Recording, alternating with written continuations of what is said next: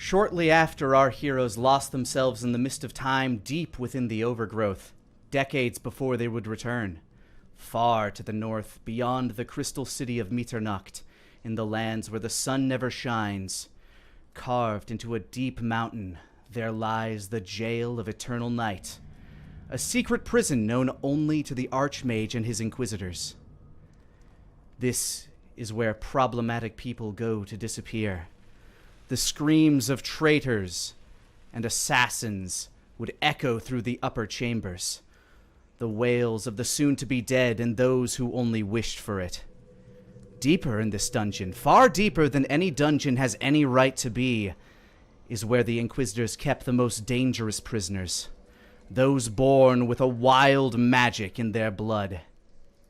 And at the very bottom of this pit can be found the most dangerous among even those. These prisoners would be subject to horrific torments and experiments at the hands of the jailers and their commander, High Inquisitor Grell, a sadistic vampire who sought the roots of their abilities, perhaps to weaponize them, perhaps to exterminate those that might pop up in the future, or perhaps still just for the sheer pleasure of inflicting pain. The four that remain could never say for certain. What they did know is that it had been quiet for too long. Nearly a week had passed since the last words they heard echoing from the chamber beyond. Let them rot. And so they sat, waiting to die, remembering the lives they once had, and dreaming of the vengeance they would likely never taste. One last bit of torment at the hands of an unjust world. Each of you sit alone, bound in your prison cells. Consciousness flows in and out to the point where you're not even sure if you're awake or asleep at any given moment. But one thing jostles you to alertness. The sound of crumbling rubble. A very distant boom from high up above. The boom echoing through the now silent halls of this abandoned jail.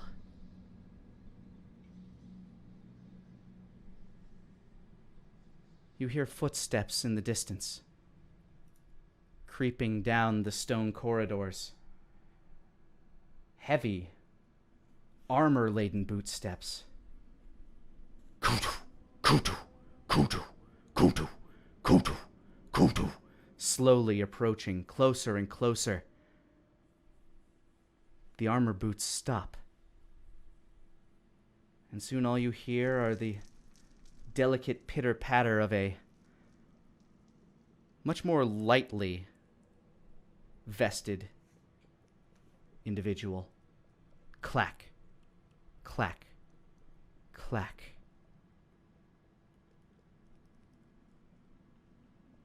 A light shines from within the chamber beyond. Your eyes reflexively tense. It had been so long since you'd seen even the dimmest glow. Is anyone still alive? A voice rings out.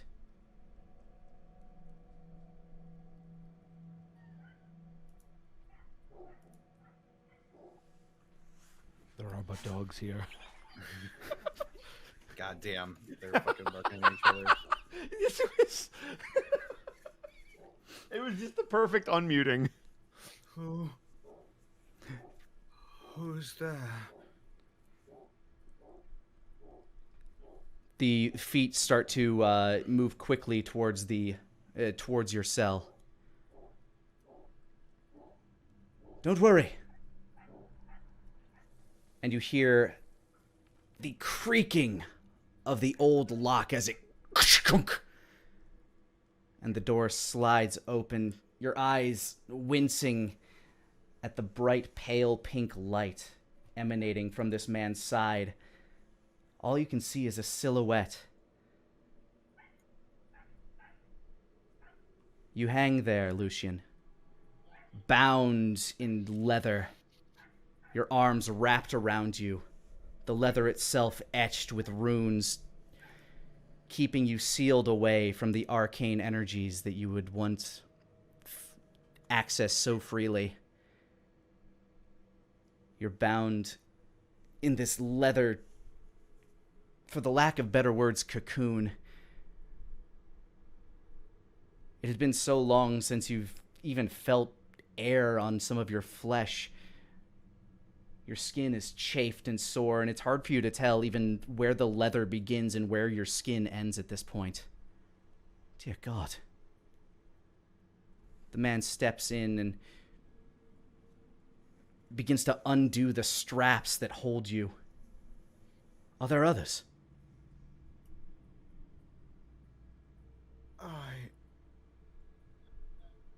I think so.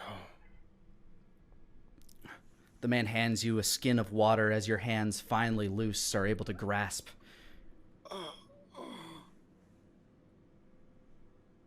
I take a few tentative sips. Your chapped lips and parched throat are so dehydrated that it almost comes as a shock to have liquid. As the man kind of scrambles away, looking towards the other cells. Hello! Hello. He looks to... sorry, I actually didn't see who said that. Was that you, Shadow? Yeah, that's me. He looks towards the next cell, wanders over, and you hear the same crunk of the lock as the door slides open. Your tiny frame could almost slip out of these shackles that are still embedded into your wrist at this point. You've become so emaciated, your tiny halfling form. Your eyes, too, wince as they adjust to the bright pale pink light that the man brings with him. Good God. He steps forward and hands you a skin of water. He takes it and greedily begins drinking. Thank you. Bless you. Save your words. Recover. He starts moving towards the other doors. Not hearing any response, he moves towards the next door and... Rolling for this. Lyra. Yep. You're jostled awake by this sudden... of the door in front of you. You're chained to the wall, your frame barely able to hold your arms aloft as you're dangling down the back of this cell. She Your cocks eyes... her head and sort of goes, "You sound new. I am. haven't heard someone new in ages." I am new. The man steps towards you and with the end of a staff smacks at the chains holding you to the wall. They clatter loose and the man tries to gently catch you as you tumble down, your legs barely able to hold your body. Thank you. You're quite welcome. He reaches into his pack and once again pulls out a little leather water bag. Are you... For me. Yes.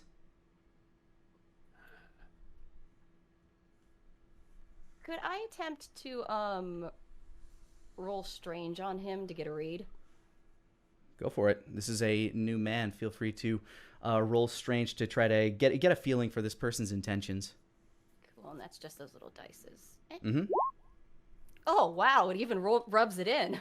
Yep. Yep. You fail miserably. Oh, wow. Jeez, and it's nice and red and all that good Oh, stuff. it Perfect. hurts. It really lets you know when you Oh, when you yeah, don't do it. So All it needs is painful. All it needs is a thing where it plays. Wow. God. So as you try to get a read on this man, your mind seems almost like as you're trying to get a read on him, your mind almost seems like deflected by him, and you can't be sure whether that's just the fact that you are so insanely fatigued, dehydrated, and emaciated, or if there's something special about this man that you just can't quite get through the veil of his mind. But right now, the most important thing in your entire life is basically that bag of water sitting in your hands. Lyra will content herself with that. There's time. Yeah, he slumped down into the back of the cage, back of the prison cell, as you attempt to partake in the water again. Your parched, dehydrated mouth and throat, almost kind of seizing at the shock of hydration. And finally, Varric, you two hear the as the cell doors slid open, and your eyes, like everybody else's, just wince at the glow. 4 still yet remain. And he quickly moves towards you, who are similarly chained to the back of the wall. Your arms and neck, each of them collared with runed over shackles, and he cracks the chains off the wall and helps to kind of steady you as you come down. Yeah. He reaches once again into his pack and hands you a water skin. Just let me die.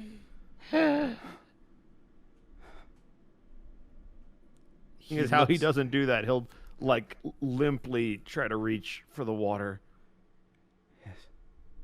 And he places it in your hands. If that is your desire, then you can do so in any place other than this. Do I even have the energy to open this water skin? You can go ahead and give me a roll plus body if you would like to. I would. Let's see.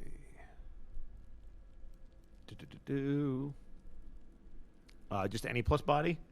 You see the 2 dice symbols there by your body stat on the main page? It would help if I'm on the main page. Yes, there it is. Okay, cool. There you go. Yeah. Yep. 8. Your hands really fumble with it. You're not able to really get the cap off, and he has to like uncork it for you, but your hands are able to hold it very like shakily as your like hands tremor, getting it towards your mouth, driplets of water just splashing everywhere. But you are able to partake. He's gonna lap at it like a dog, barely able to hold this thing. What have they done to you?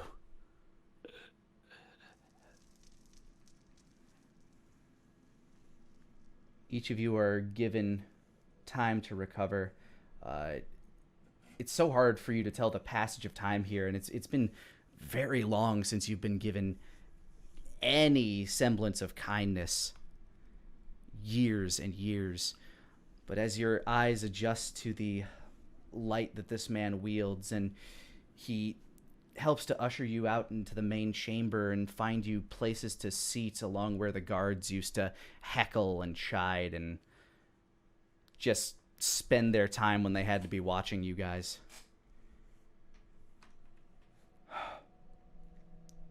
You can now better make out the features of this man as you've been given a few moments to drink, and he's provided each of you with some very soft kind of vegetation rations. I think kind of like a soft granola bar, but a bit softer than that. Something that you can actually chew and consume. You can make out the features of this man a bit better. He seems to be in his mid to late 30s, stands about 5'8", 5'9", not an incredibly tall man, a fairly unassuming face, but his eyes look at you with this great concern. His hair is kind of combed back, medium length, chestnut brown. But what really catches your eye as you've finally been able to make it out is the staff that he holds in his hand and the orb, or I guess it looks like almost a skull made of red crystal hovering above the end of the staff. Kind of pulses with this pink light. The skull itself seems about 3/4 formed. Bits and pieces of it seem to be missing.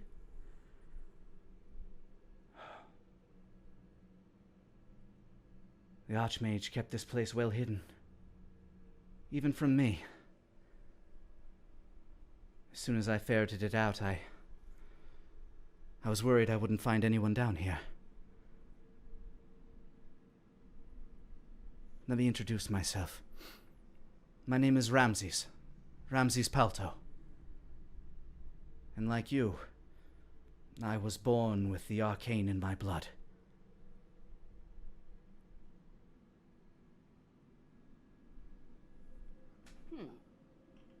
Could I roll telepath on him with Strange? Go for it.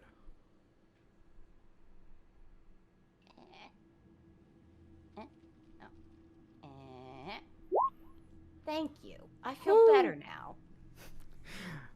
As you've taken a moment to rest and to actually consume some nutrients, you look at him, and with a gleam in your eyes, you probe into this man's mind, trying to get a read of his thoughts. At the surface level, you get essentially that he's extremely relieved that you guys are alive.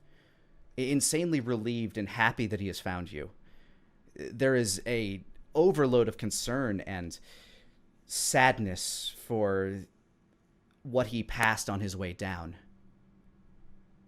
You see bodies, some cut open by the guards as they left, some just left to die like you had, but clearly didn't make it. And you're also...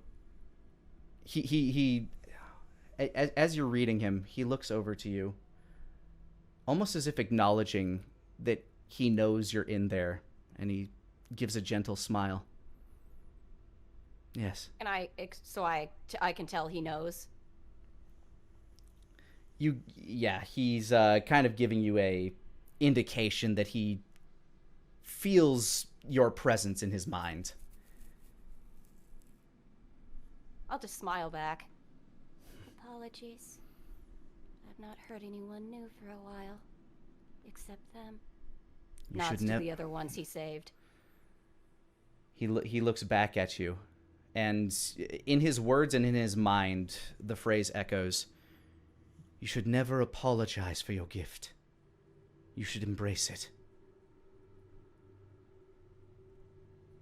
Tell that to the ones who knew me before. And with you still in his mind, you get a sense of grim satisfaction cross over his mind. Oh, interesting. I have, and we shall continue to. I come to you bearing gifts.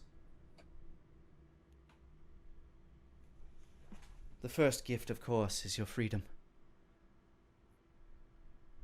Your life is yours to do with as you please. If you wish to come with me, you may. If you wish to leave here and find your way in the world, you're welcome to. But your freedom is yours. Any life of privilege I might have once had is gone.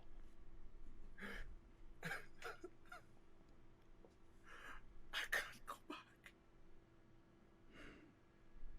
He looks sad. Lyra, in his mind, you get a sense that he too recognizes and even can kind of relate to a very similar pain.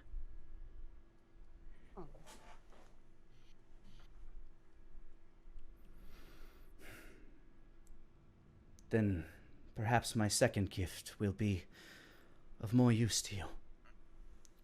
And he reaches down into a satchel at his side, and he pulls forth 4 shards of gem, very similar in their ambient pink glow and the they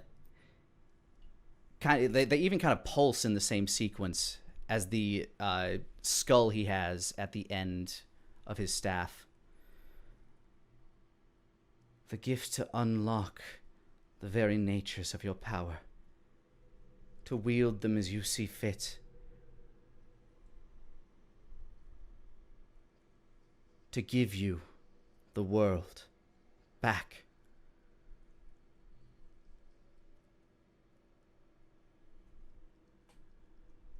He sets one of each gem kind of gently in each of your hands to those who extend them. To those who don't extend them, he would set them on the table in front of you. Am I still able to read him, or do I need to roll for that again? With this one, you get the sense that he is not lying to you, but there is something underlying. There is a nature to these rocks that would alter your being in ways that he is not forthcoming with. Though he doesn't seem to try to hide that in his mind from you. There's a cost, isn't there? All power has a cost. The cost for this would be that for those that embrace the gift, they wouldn't exactly be what you would recognize as normal anymore.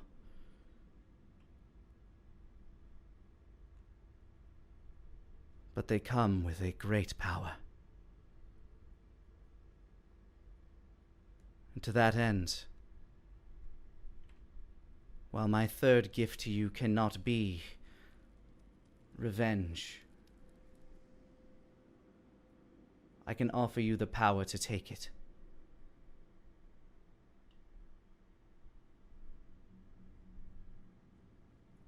I've never been normal. Never been accepted. The black-haired halfling reaches out and he takes the crystal. And he pulls it back towards him. If you wish to accept the gift, you must embrace the gem within your body.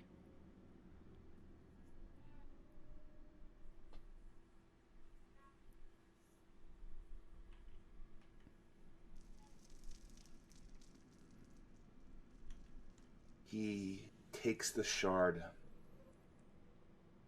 and looking down at it As you look at it, it glows and pulses. It's almost hypnotic to your eye. It kind of draws you in.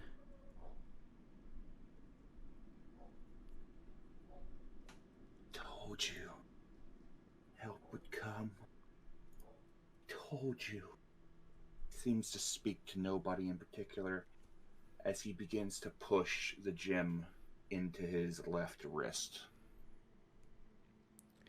He winces in pain as the gem begins to sink into his flesh.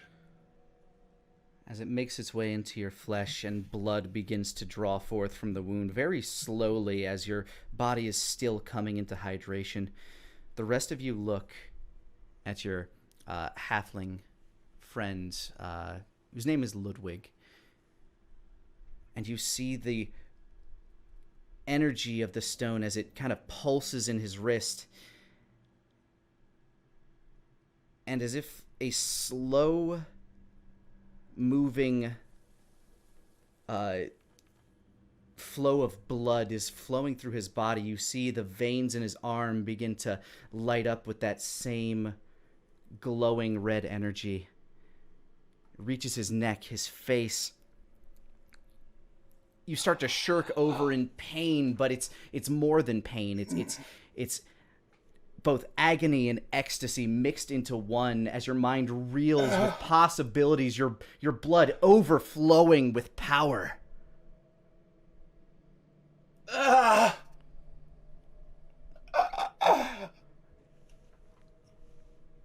The rest of you kind of like take a shift back as he sort of doubles over and his body begins to morph and twist as his skin starts to turn this kind of brackish green black.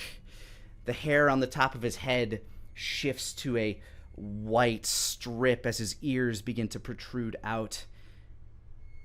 As he looks up, his eyes begin to shift to a glowing yellow almost, and his teeth begin to become tiny little needles in his mouth as he opens with a wide smile.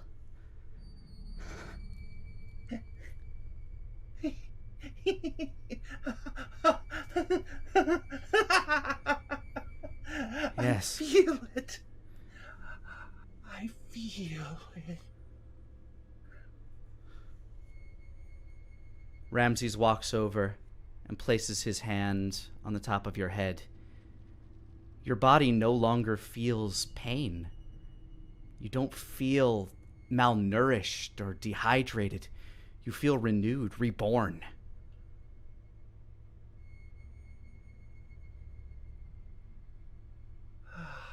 Welcome to your new life, Ludwig. He almost bows slightly. Bless you. Thank you for this gift.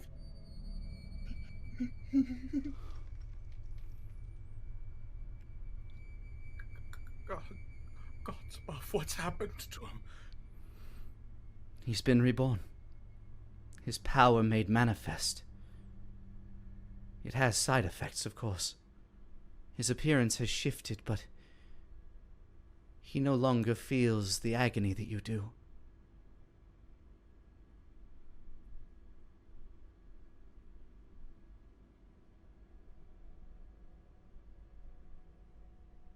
Over to the side, Lyra has taken up the crystal and is looking at it very closely.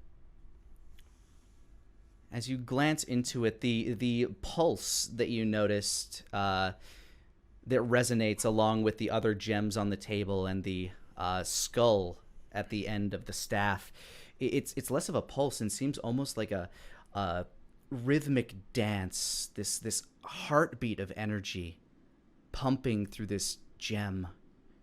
It's hypnotic and really draws in your eyes.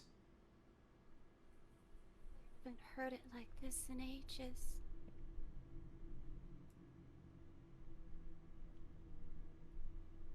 She casts a look at Ramses. They said my life was false. A lie. That it wasn't mine to have because I made it that way and I didn't deserve it. But that's what happiness is, isn't it? Making it yourself. She'll take the crystal and stab it into her hand. I think I'd like to make it again. You stab the crystal into your hand, and for a moment you feel that shock of pain as it's quickly overrun by this huge surging pulse of energy that shoots through your hand, rockets up your arm, through your back. Your eyes shift, the irises turning into this kind of luminescent silver as your eyes become this inky dark blackness. Your skin begins to follow suit, shifting from its very pale, almost porcelain-like complexion to an inky blackness. Your back kind of arches over as from out of the shoulders, or like kind of the in between your scapula and spine, you start to feel this intense itch as two wings sprout forth from your back, and this dark mist begins to pool all around you as this again, this wave of agony and ecstasy begin flowing through you until you can't tell where one begins and the other ends. Till all you can do is look up and laugh.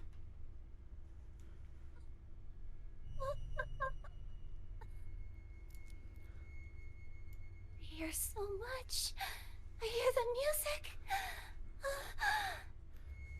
Varric and Lucian, what are the immediate thoughts on your minds right now after seeing these two things? This is horrifying. Likewise, this is extremely scary. You sense a great sense of fear from the other two men at the table who have not partaken. I do? Yes. I'll turn and look and smile and be like, oh, I've never heard you two so clearly before. There's sort of a little shift, and if you two are paying attention, you might feel a little sort of weirdness in your brain, like something's being plucked like a string, like a guitar string. Oh, I didn't know I could do that too. Ramses looks between the two of you. She's in my head. She's in my head. I can feel her. She's like a string. She sort of lifts her hands and you feel it withdraw. Don't worry. I know better now. Besides, you are my only friends here. I don't want to mess with your heads too much. It is her innate ability made manifest. What?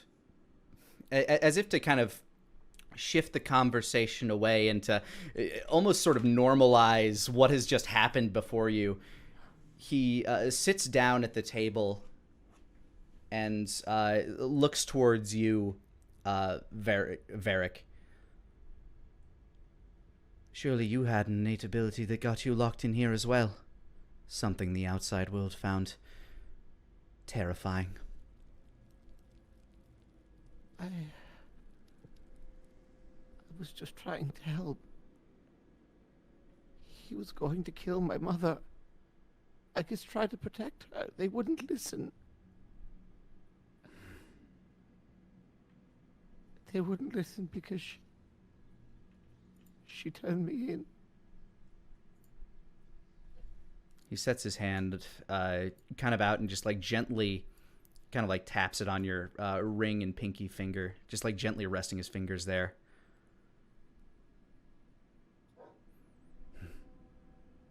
People are scared of what they don't understand. My father was similar.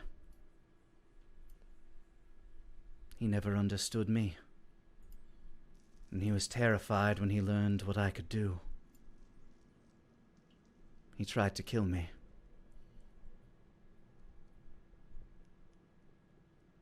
My father never gave me the chance. He saw me as a bastard and cast my mother and I out.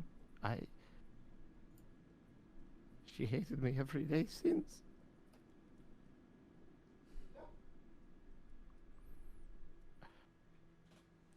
I just wanted to stop. I want the pain.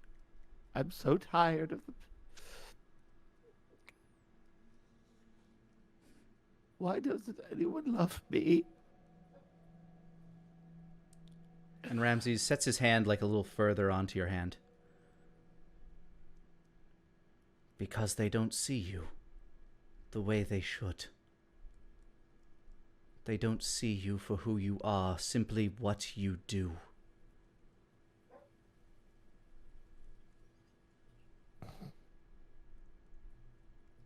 He's gonna slowly pick up the gem and look at it.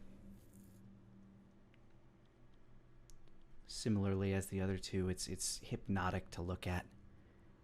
The of the pulse, it almost seems to resonate through your body as you look into it. Calling to something deep within you. bouncing against the arcane that's already flowing through your veins. If you two, the ones who haven't done the crystals, will allow, Mm-hmm. you'll hear Lyra's voice in your head. Your songs are so sad. Like, she's legit, actually. She has tears in her eyes. But those crystals let you change the melody. I think you'll like it. It only hurts for a moment.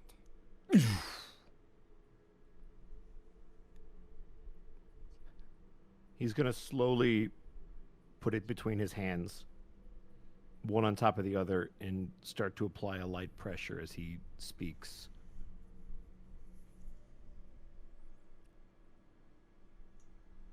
I'm not going to let anyone ever hit me ever again.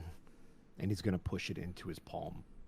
For a brief moment, you feel that shudder of pain as it racks through your body, to be replaced very quickly by this euphoric sense of power flowing through you.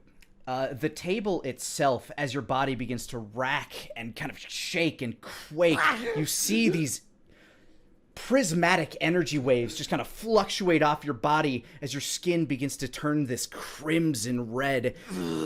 The bones of your head begin to contort and twist and shift. You don't feel it as pain, but as an adjustment, as these massive, rigid bones eke out from the sides of your appendages. These rigid, lanky, kind of spinal-looking tail ekes out of your back. Your teeth sharpen, your eyes turning this piercing, deep navy blue. And the table in front of you guys explodes into splinters as several of you are just kind of like pushed back in your chairs as a bubble of energy kind of emanates forth from the newly awakened Varric.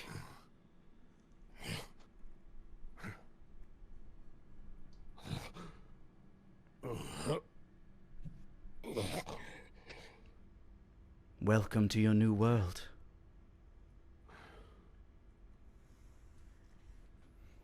Everybody dies.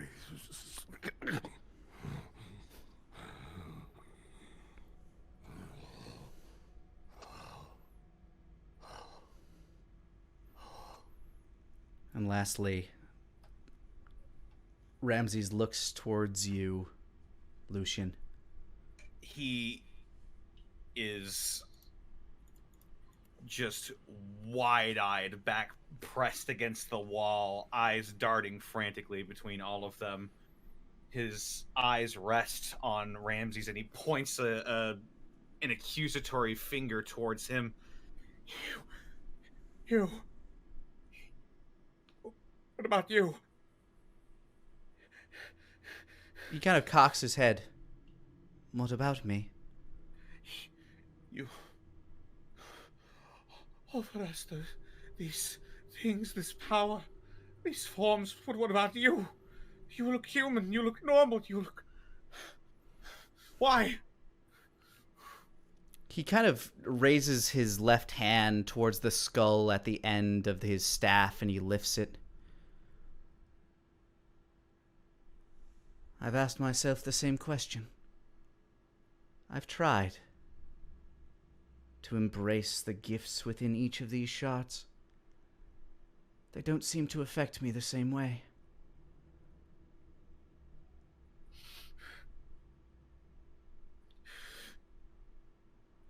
It's an odd sort of... I hear voices from them. One of them tries to pull me, twist me. But the other is familiar.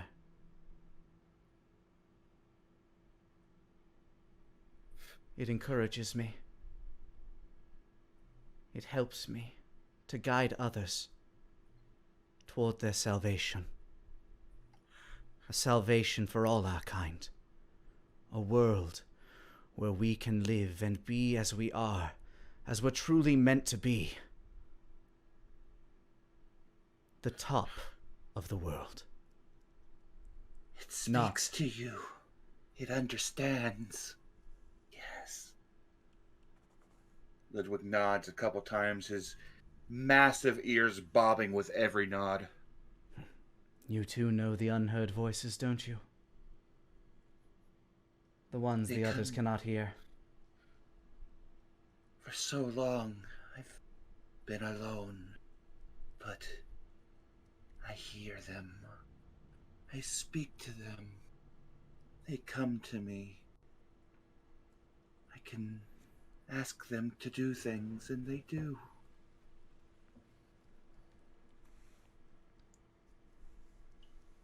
Finally, I'm not alone anymore. And he kind of like crouches down and sets a hand on your shoulder. And you never have to be so long as you choose. And he looks back to you, Lucian, as he stands up. He swallows hard. He looks at the gem on the table. He sort of pries himself a little bit off of the wall and it doesn't move much. Do we know everyone's name? Oh, sorry. Go ahead. What will happen to me if I don't? You won't hurt me. You won't kill me. As I said, your life is yours. I simply offer a gift. A chance to make the world the way you wish it. I had friends. I had family. I had money.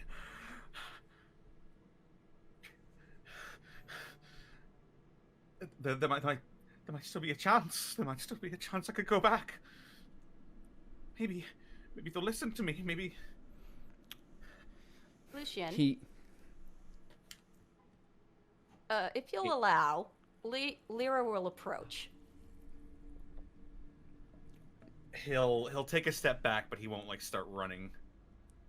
She's a little creepy, but she's not really being threatening. She's just smiling and very curious, looking at you very curiously. May I see properly? What brought you here? What happened? Could I see? What happened? And his eyes sort of like look to the ground for a moment in thought. I'd rather have your permission. You can see into my mind? Smiles. I hear the music. Of course, I've always heard you. Just not this clearly. I'd like to see everything, if that's all right. Sure. I've nothing to hide. She'll come closer to you enough to put her hands on your shoulders, and her wings will sort of wrap around you a little protectively almost. And I would like, if you will describe, I would like to know the memory of why you ended up here.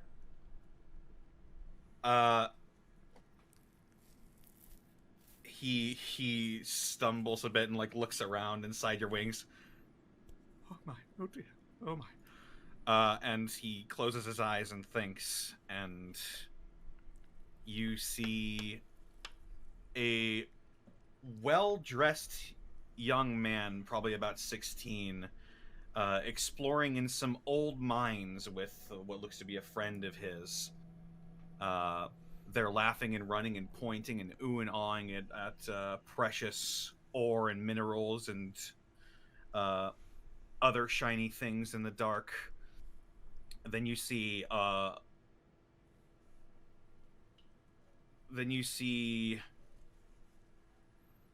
one of the support beams in the mine crack and slip away, and rocks fall towards us. But the well-dressed one throws his hands up and the rocks stop,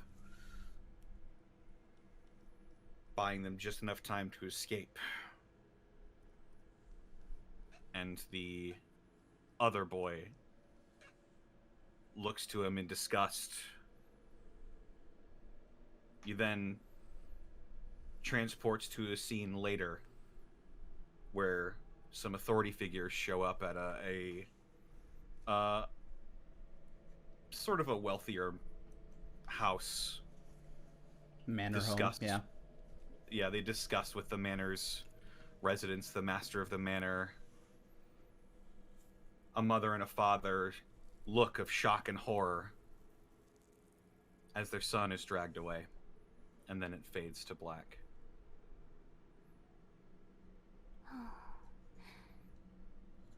It makes your blood boil, doesn't it? It I made saved mine. his life. I saved his life, and he took mine away. Hey, Lani. Mm-hmm. Varric would like to stand up and take the last gem between his claws and walk it over to the wall that Lucian is pressed up against or near.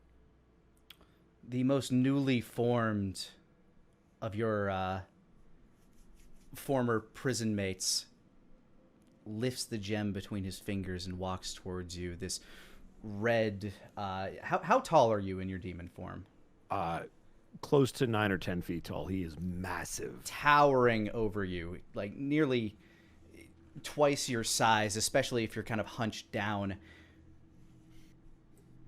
and walks over to you. And he will take a knee, and he is slowly going to lower the gem towards your hands, but he's not going to place it in there. He's just going to hold it within your grasp. It's not fair, is it? People tried to do that to me, too. But of course, I always could adjust the music and change it. My own mother wanted me dead. They will never understand our pain. So if you truly want what you once had, it is time to even the playing field and to build your new empire out of their bones. What I once had? He'll look around to the rest of you. His eyes will lock on Ramses. He gives you a reassuring smile.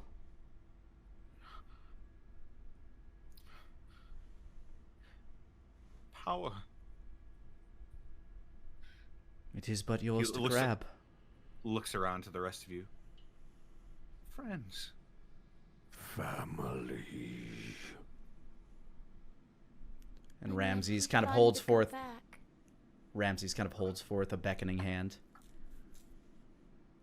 Wouldn't it be fun to go back, but instead of the way you wanted, we make them all regret it? We will make them see.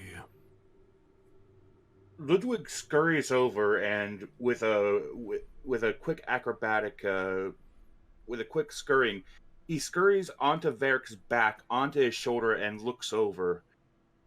And he adds on, together.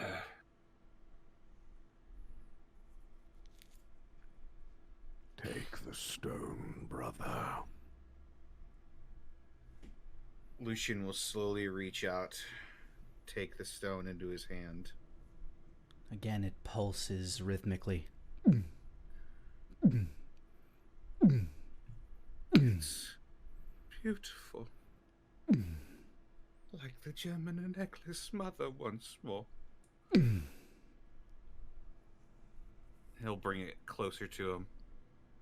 Oh, mother. And he'll stab it into his chest. And like everyone before you, you feel that rack of pain subsiding with this immense pleasure as your body begins to shift and change. These tiny metallic particles pulling forth towards you. The chains in all of the cells start kind of creaking forth as your body kind of contorts and shifts with this welling of power. Your body shifts, your skin kind of growing this chitinous blue outer layer as this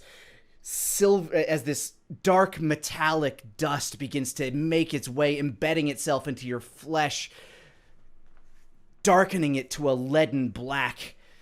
Your outer skin with this chitinous layer becoming a deep, deep velvety blue, and a long, as like the chains kind of like snap out of all of the cells and begin to like wrap themselves to you. They begin to kind of become these metallic links, these scales that start to attach themselves to your skin as this long, winding, protruding chain-like tail wraps itself around you.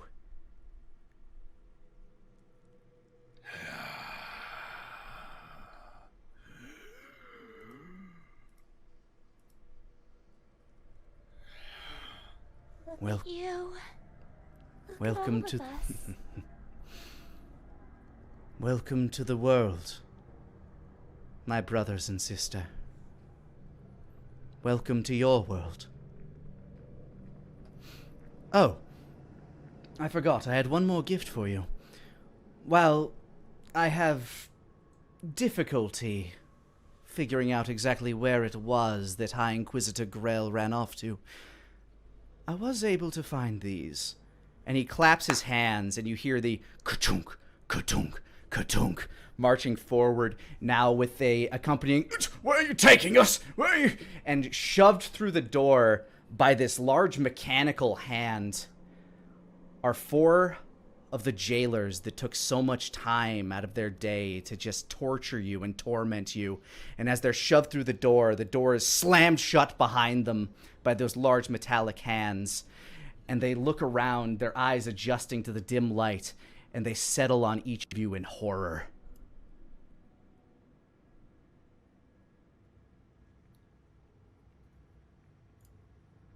Hopefully this can suffice for now, Ramses says.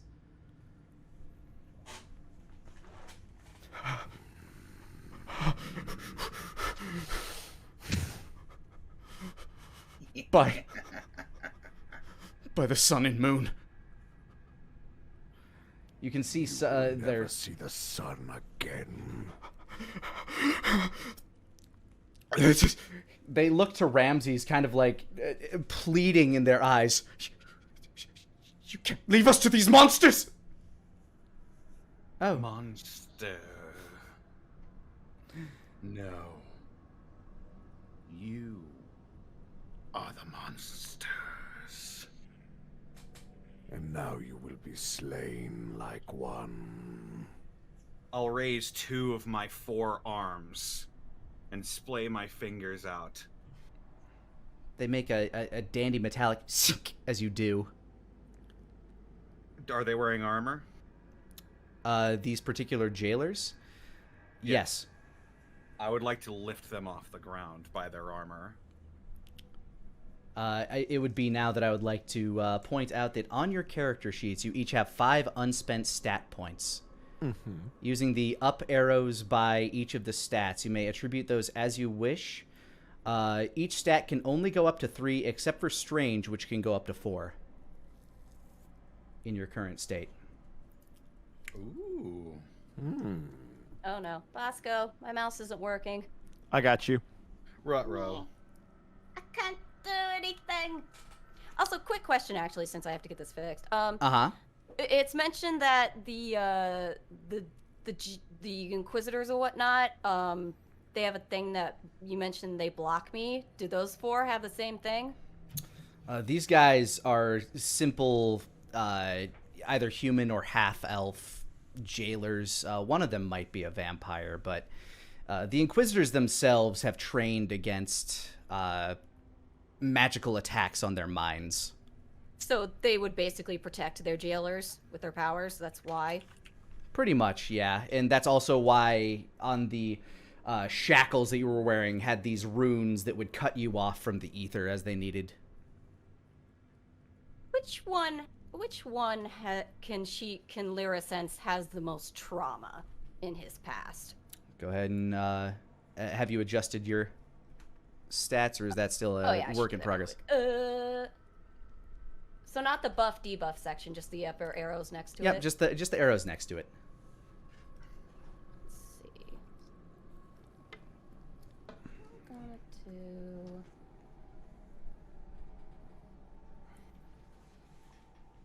that. And when you are settled on that, feel free to give me a roll plus strange. But you first, Connor, since you were just looking to raise up a couple of them. Certainly. 16. You kind of use the metallic armor that's kind of surrounding their body. You seize it in to the point where they can barely breathe, and they're lifted off the ground with such force. This to you is almost as if you are simply lifting a pebble off the ground. This has never felt so effortless. And you're able to drag them towards you. His head sort of tilts to the side at just how simple and easy this was.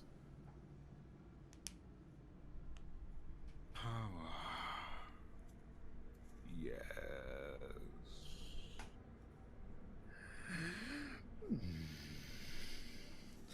Please. Please, I'll tell you anything. Just don't kill me. Okay, I'm ready. Go for it. And I'm rolling strange. Yes. 13 is a very good success. Right now, the most terrified of them is the one that just got dragged towards Lucian. But of the 3 that remain back, the one that is most scared is the one that is still kind of hovering aloft. He's the one with the worst trauma in his past. Oh, the worst trauma. I'm sorry. That would be probably the one closest to the door, who is trying his damnedest to like look away from you and eye the door, like maybe trying to make a break for it. You get the sense that this particular man has many regrets in his past. One of which was a fiance he had broken his heart, and she disappeared because he killed her. Lyra zeroes in on him. Oh, there's a malicious song. So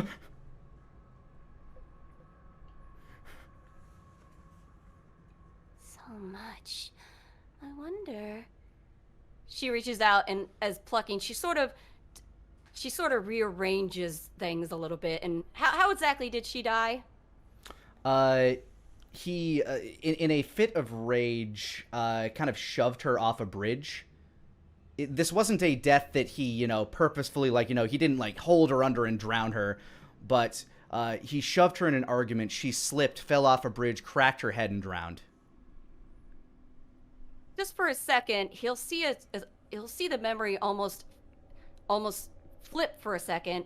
And instead of her being shoved off in a fit of rage, he'll see himself strangling her to death first before he tosses her over the bridge.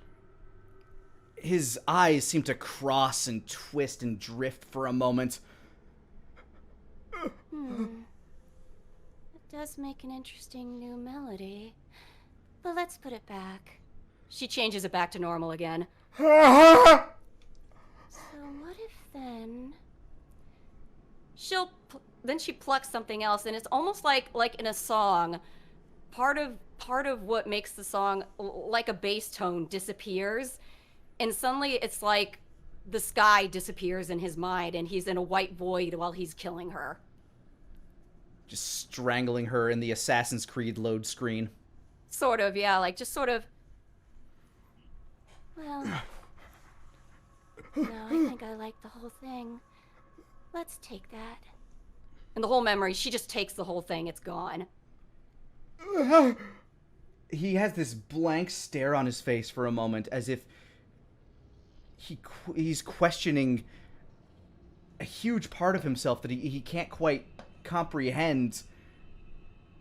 For a moment, you felt as though he thought he deserved punishment. Now he's truly terrified and believes he should be getting out of here. He's done nothing wrong. Please, I've lived a good life. Just let me be. Maybe I'll just... Now Lyra's just seeing what she can do. It's like, so what happens if I... He starts losing everything. You start twisting everything he ever knew in his life. You changed his parents. You changed where he grew up. You made his older brother younger, and then made him a sister. And then you took all of his training, all of his military training. You gave him the ability to bake. And now he thinks he's nothing but a poor bread baker sitting in this room full of monsters. What am I doing here? What am I wearing? Who are you? Where's my wife?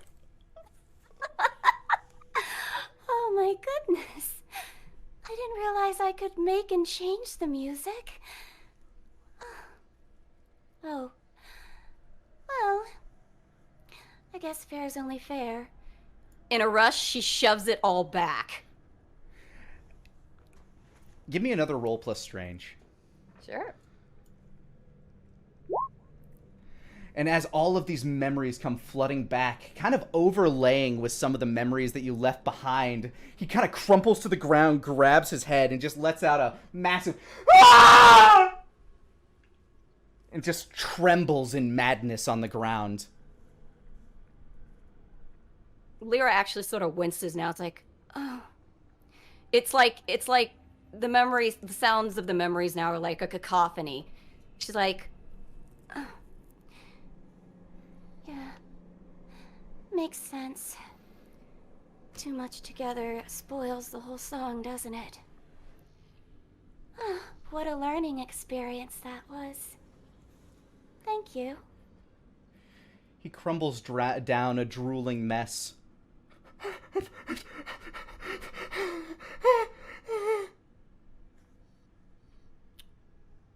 Connor, the man still, like, kind of hovers before you. Or Lucian, sorry. He sort of slowly swivels his head over to Lyra, cocks his head curiously, then turns back to the drooling man that is still in his grip. I'll tell you anything, please! Just let me be! Is he wearing a helmet? Yes. Good. My other hand rises up, and I would like to take control of that helmet. Simple enough. And I want to push his head through his entire body. Give me a roll plus strange.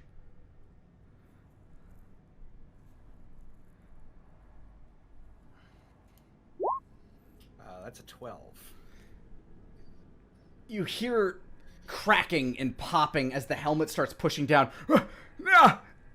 His neck tries to contort, but you hold it straight, as the ears of the helmet won't let him turn his head one way or the other. Slowly you hear the cracking, and then the sickening crack as the head kind of turtles down into his rib cage. It continues going through as the other two just look on in terror and horror. One kind of glancing down at the man drooling and buckling at his side. The other one, and then like shifting his attention back as soon as this horrific scene plays out before him. And then finally, each of them lock eyes on, funny enough, the one still kind of hovering by Lucian's magnetism kind of looks down at you, Ludwig, and Varric, the one standing next to the drooling, incomprehensible madman, notices your eyes on him. Bob, would you like to go first? Why, thank you very much, my friend. By all means. So from his anchor point on Varric's shoulder, Ludwig reaches out his four-fingered hand as this strange black aura begins to form. Let's see who we have for you today. And I'm going to attempt to pull forth one of my friends from the ether. What would you like your friend to do? my friend is going to show this guard all the kindness that we have been given by them. All right, go ahead and give me a roll plus strange there. Okie doke. And depending on what I roll, will depend on what gets popped up. Oh, right. good. That's a 15. May I describe this, Lani? You know, you may. I had an idea for how I thought this would go in my head, but go for it. Oh my god. So, as Ludwig reaches out his four-fingered claw, his four-fingered hand, this black aura covers his hand as just behind this guard, a figure, almost reality begins to distort as a face starts to emerge from the ether. May I make an addendum? Absolutely. From the very stone on the wall, a face begins to peel forth. Ooh, very good. It's strange. It's a skull. But it's not a human skull.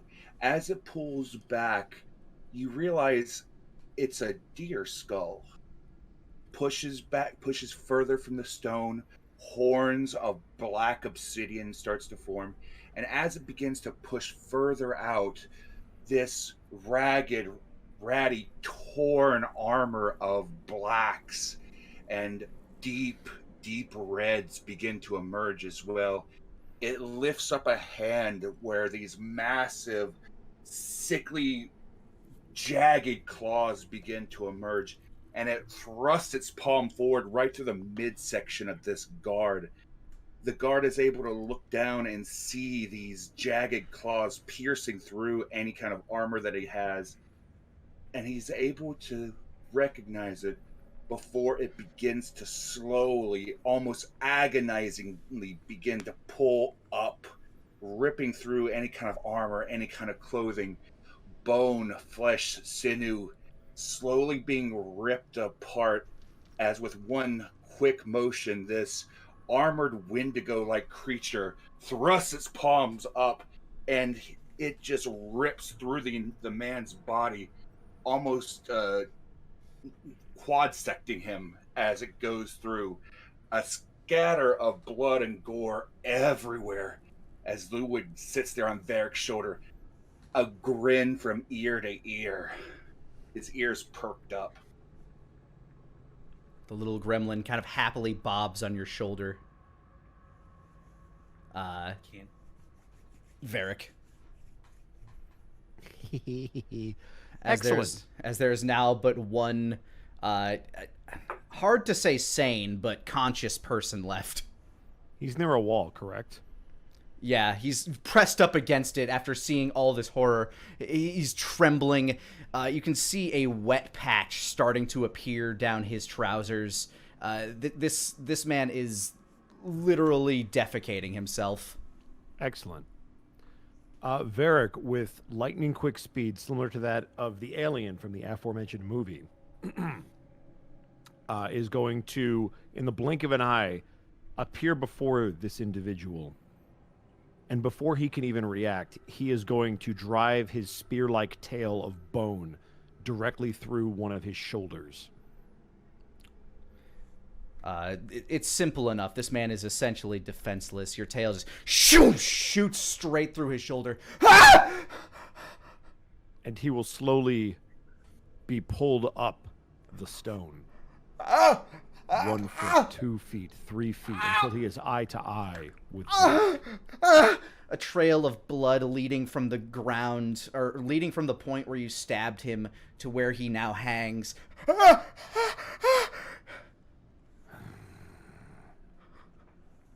Tell me, do you have a child?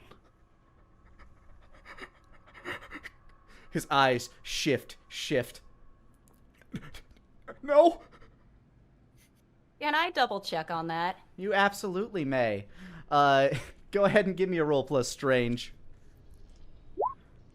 12. He has 2. One Well- boy. He has 2 boys. Oh. He has 2 boys. Sweet children. As it is discovered that he is a liar, the spear-like tail in him will rotate as the bones will dig into the flesh, almost like a dagger, tearing the wound so it will never heal properly.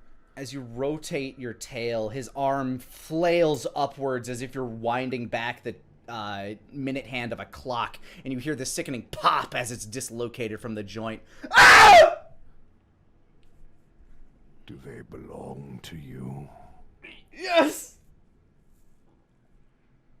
Yes! Don't hurt them, please! I would never hurt innocent children, but they will never again see their father. They could be lucky if they see their whore of a mother ever again. And as you lie on this floor in as much agony as you could possibly imagine, I want you to pray to whatever god you believe in. Pray that I do not find your whore of a wife and cut open her stomach so that she may never have another bastard child again. And I'm going to slash across his entire body. As you do, he kind of like throws up from just the imagery and the pain. And go ahead and give me a roll plus body for this one. Okay. Ba-bum-bum-bum-bum. That is a 12. And yes, sure enough, you drag your tail down in such a quick succession that it just kind of vivisects him from corner to corner. Only this little Pac-Man flap of a piece of skin and ruptured joints holding the top half together as his body collapses to the ground, the light leaving his eyes. The blood trickling over to the man curled up in his fetal position. Can I reach down and take a sample of the blood onto my bone-like claws? Oh, certainly. I'm going to taste it. Nothing in your entire life has ever tasted so sweet, so savory, so delicious. When was the last time I had a good meal? A good meal? Yeah. Like actual meat. Well before you entered the cell here, unless you talk about one of the stray rats that might have swarmed through your cell. Well, then I think I'm long overdue and I would like to partake. And with bared teeth you do so. I would like to cut open his stomach and pull out his intestines like sausages and begin to devour them. Slowly. Sure enough, the cut you made with your tail makes that easy enough for you to just reach your clawed hand down there and pull out this man's entrails. And as you said, like sausages, you begin to consume this man as well as stealing his last meal from him. Oh, man.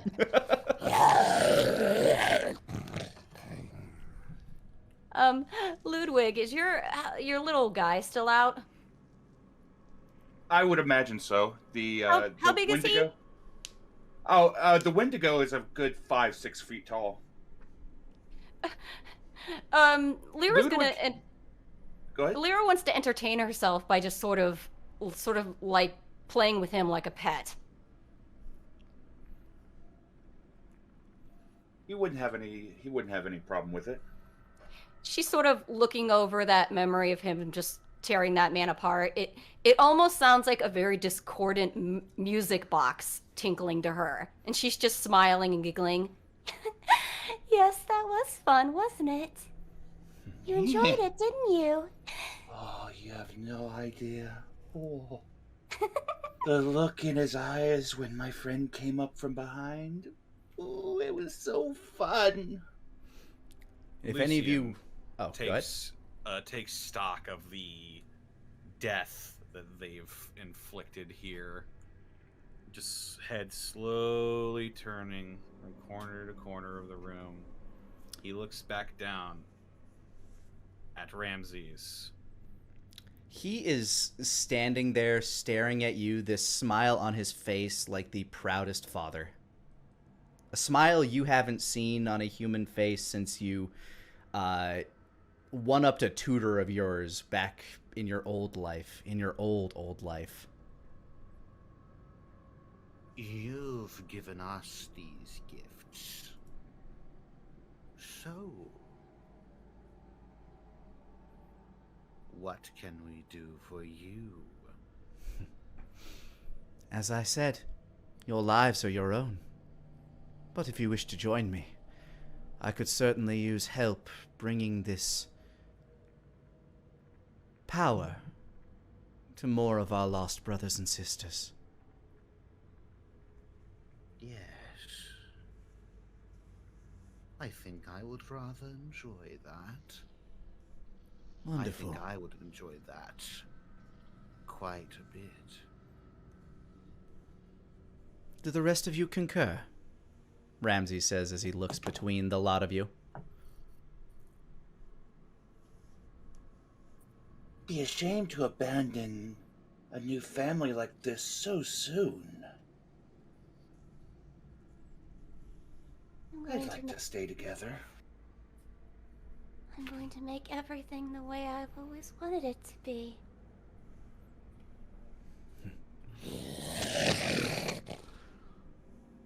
The false idols will fall.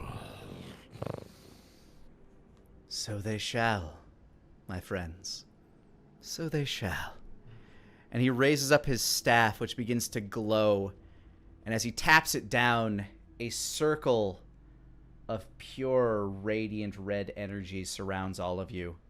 And in the blink of an eye, you're gone.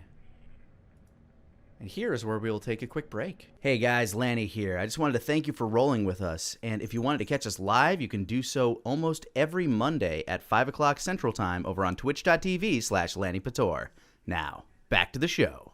The Crystal City of Mitternacht, the seat of power for the Archmage, has for a while now been in the control of Ramses Palto. Its crystalline structure twisted by the gem he holds, the skull aloft at the end of his staff. You've been living on this floating city for a few months now. As it travels its way around the land, you've helped gather new brothers and sisters who have come to populate this city. Some were powerful, others more mundane, but they were all your kind, and all share in your vision.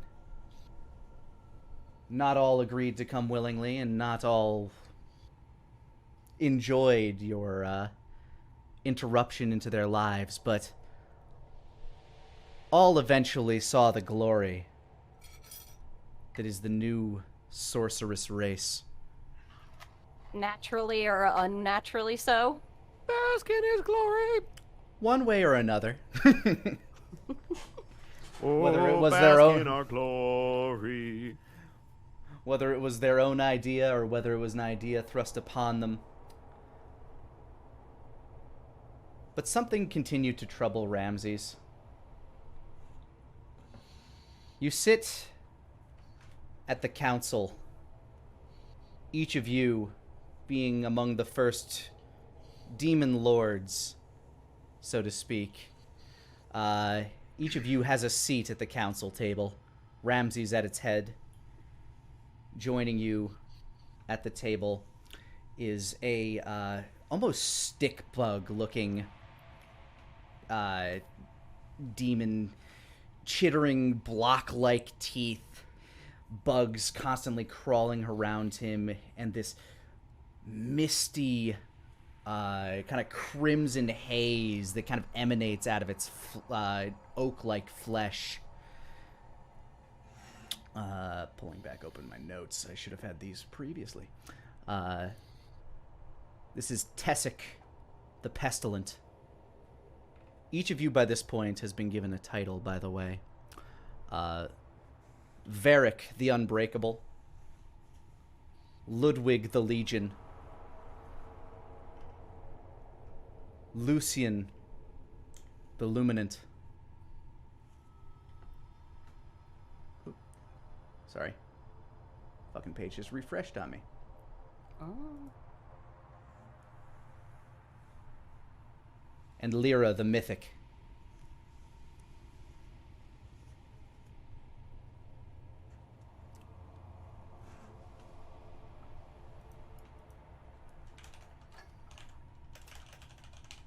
Also joining you at this table, kind of having to take 2 seats to himself, is a very large creature that, even, you know, as your eyes have adjusted, it's still kind of hard to look at, as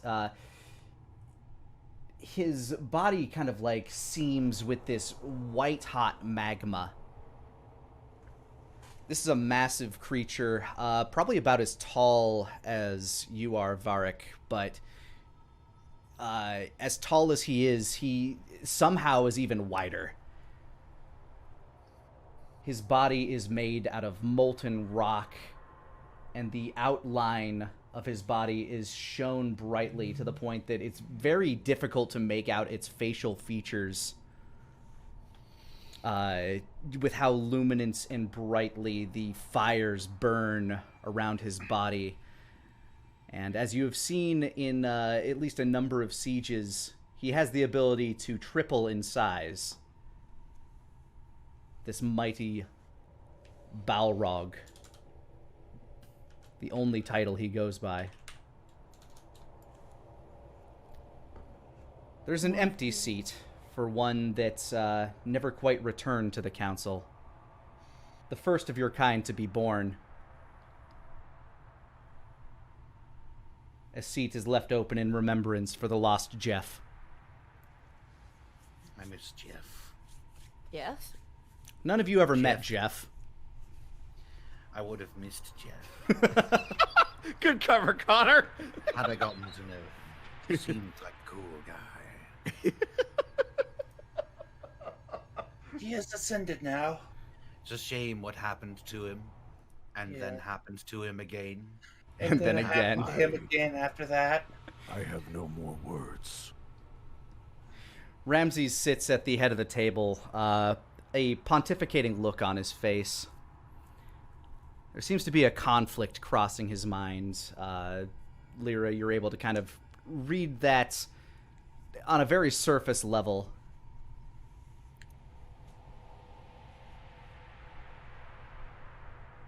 What troubles you?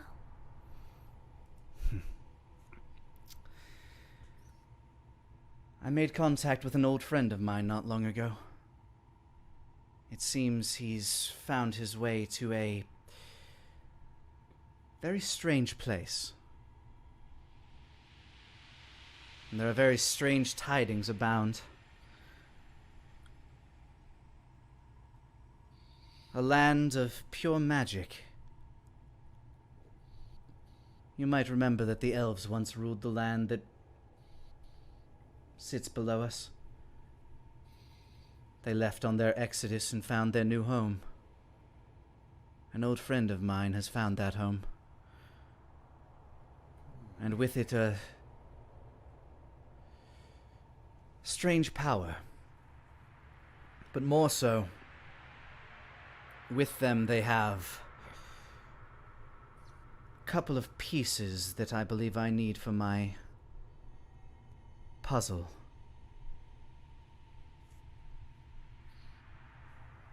Not long ago, it was made evident to everybody at this table that a large red dragon, the first of its kind, a dragonborn kind of, let's say corrupted by demonic energy, had taken up residence in a volcanic caldera to the south of that massive canyon that you see, known as the Maw.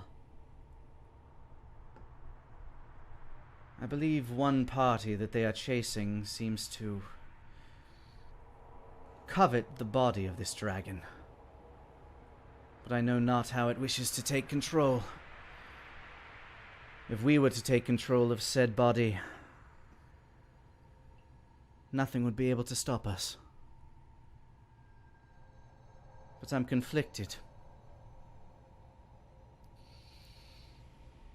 Information has come forth, and he looks squarely at the four of you. I once promised you vengeance. High Inquisitor Grell has been found.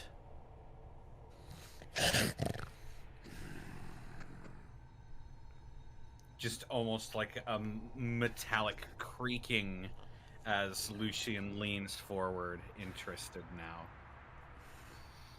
Oh, my cruelest teacher. Indeed. And that is why I present this information to you.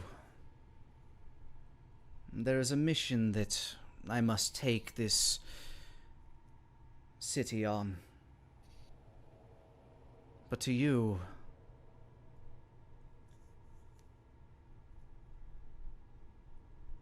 not only does Grell have very specific information that I would find interesting and valuable, but he also has a special meaning to each of you.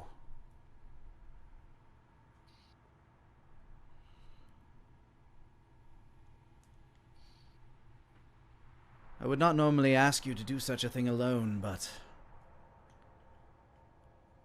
something tells me it is what you deeply desire. And he smiles towards you, Lyra. Anyways, I'm the person I am today because of him. He deserves some thanks for that. And maybe a few other things as well. Then while we are on our mission, I would send you back north. Off to the east of the jail which I liberated you from so long ago. And he kind of clacks his staff, and the table between each of you, this crystal table, begins to morph to a kind of topographic map of the area. And like a beacon off to the east in that kind of shatter spike forest of glaciers, a beacon appears.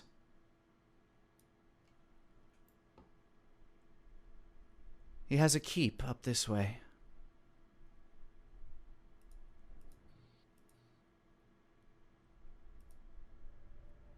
I know not how many... Oh, yeah, it should be that little cyan mark near the top east of the map there. Oh, okay, there it is.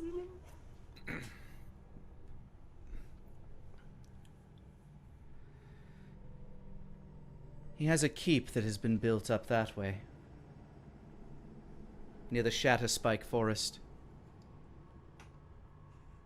No doubt those that remain loyal to him have hunkered there, waiting for a chance to strike or to properly flee south along with the rest of the cowards.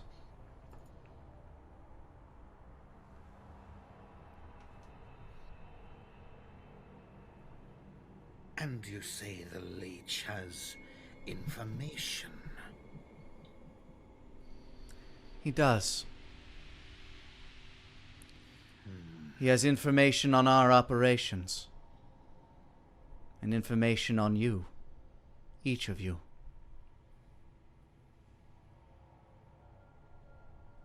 If that information were to get out to a troublesome source, it could make things difficult. For not only us, but all our kind. Has he ever mentioned this troublesome source before? You know that the kingdom to the south, one that's kind of off map, has for a while been, like, for nearly 100 years, it was, or nearly 1,000 years, it was at war with this northern kingdom of Mitternacht. Only recently had a peace been found, but the dragons that rule down in the south, the metallic dragons that rule in Dragon's Rest in the Empire of Flames. They would no doubt oppose anything that you guys have been doing, and at one point had attempted to capture and kill Ramses.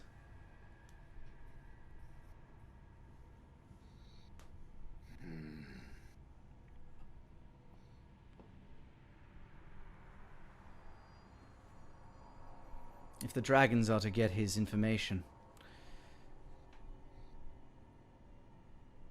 it would be troublesome for us. Then the information will have to remain a secret. Or disappear entirely. Everybody dies. I knew On the it. other hand, And he sort of rests one set of his arms down, and then he rests another set of his arms down. He leans forward on the table and looks around.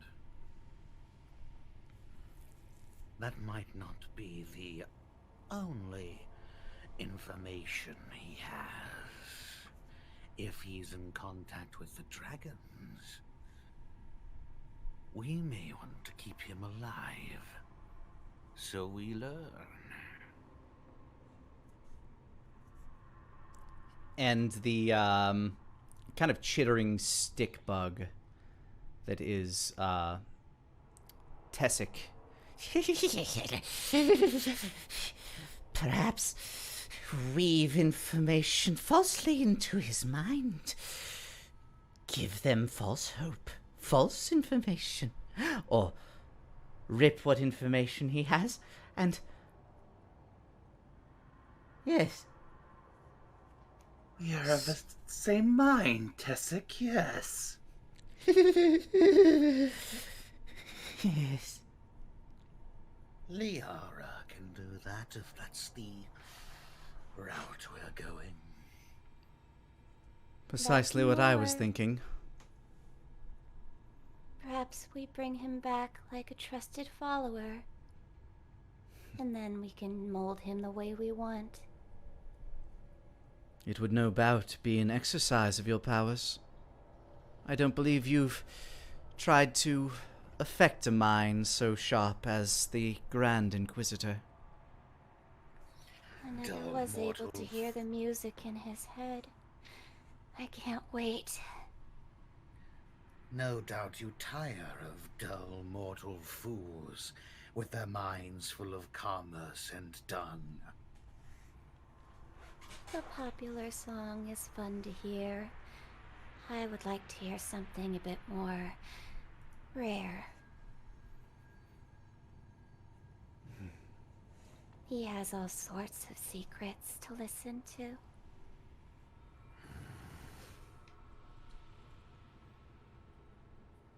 Varric.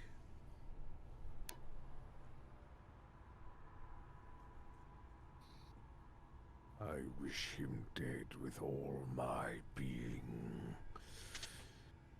But if this proves useful, then I will allow him to live a while longer to serve his purpose. Only until he is no longer useful, my friend. My family. And then he dies, brother. And then he dies. Slowly. And then the vermin of this world will realize that we are the ones who deserve to stand on top. That we are their betters.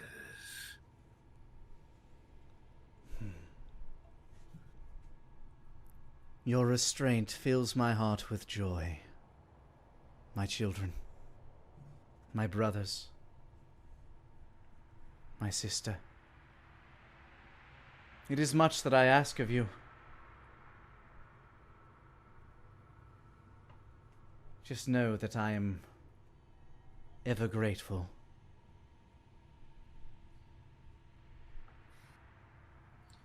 Of course.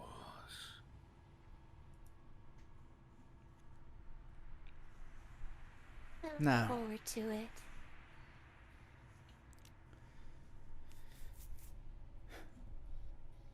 No one said we had to spare his underlings.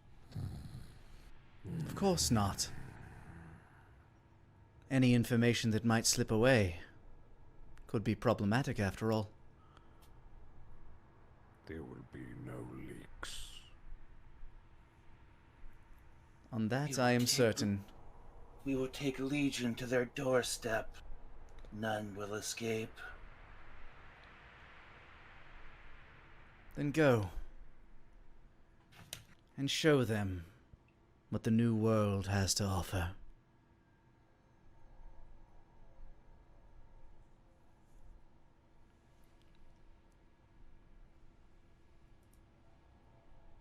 And with that, Ludwig hops up and skitters away.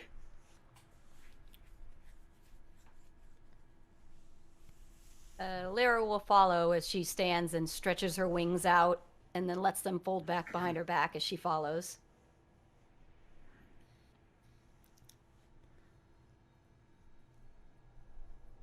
Varric will slowly push his seat back and stand and tower over the table. And he will crack some of the bones in his back and his tail as he stands. Balrog kind of straightens up in his seat, trying to, like, measure height against you as you do so.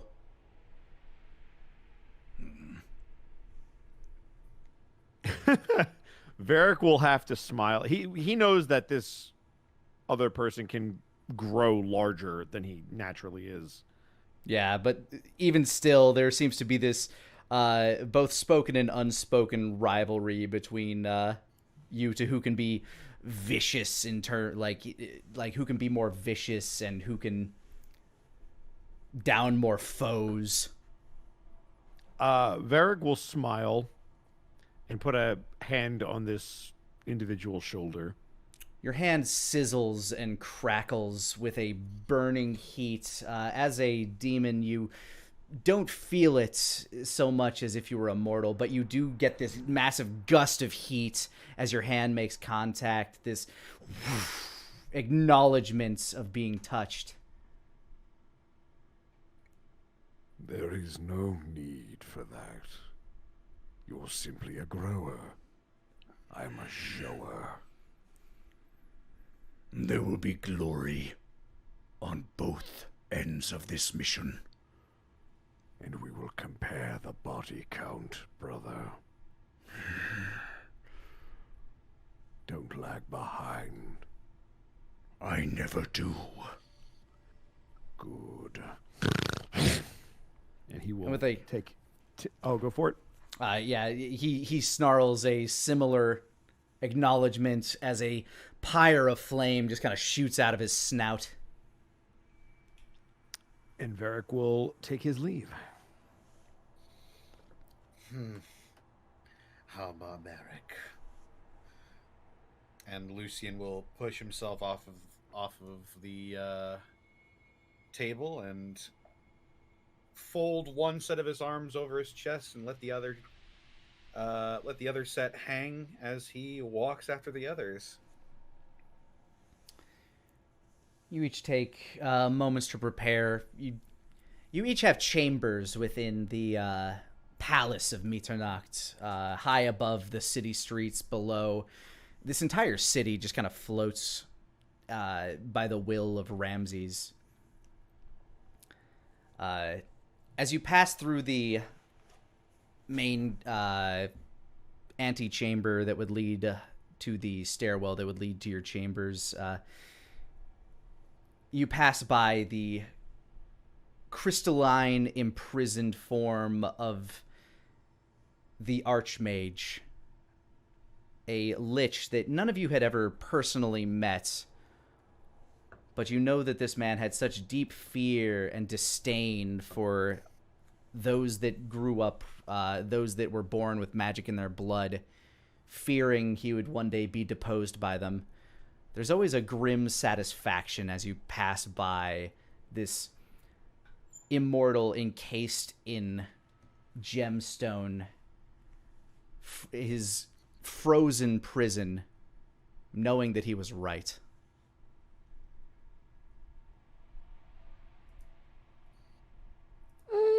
I mean, maybe a self-fulfilling prophecy? Lyra likes to imagine sometimes that she can just barely make out the memories of his screams. It sounds like an angelic choir in her mind. You do sometimes get the shadow of thoughts from him as you pass by. And it amuses you.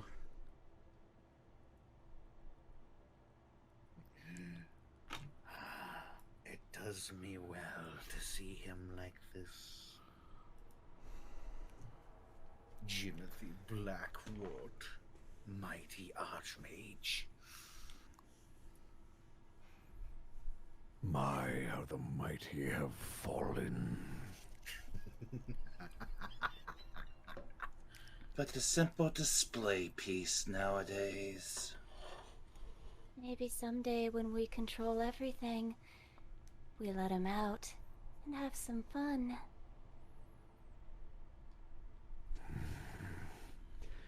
He deserves to feel the pain that he had his followers put us through.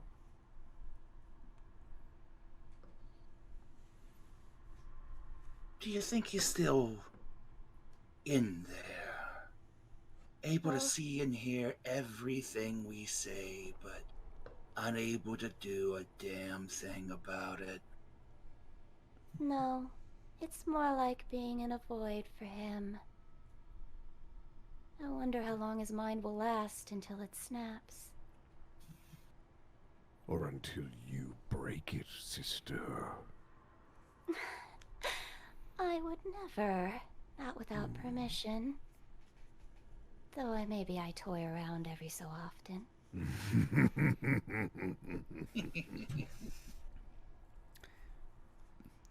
In your efforts in toiling around, you do recognize that your attempts are often met with failure to pierce into the inner confines of his mind, but there have been times where you've been able to get onto the surface level to just manipulate very small things in the very recent memories. But his mind is sharp and seems to be very focused when you have been able to touch it. As you have each prepared... Oh, sorry. Oh, sorry, go ahead, yeah. I don't need it, go ahead. As each of you prepare for your mission, you eventually meet Ramses off in a side, kind of a side chamber to the main thoroughfare of the palace. A large teleportation glyph etched in this very large circular floor. I'm not sure how close I'll be able to get you. Certainly not inside, given that it's probably warded. But I should be able to get you within a stone's throw of his keep. Are you all prepared? Yes. Legion is ready.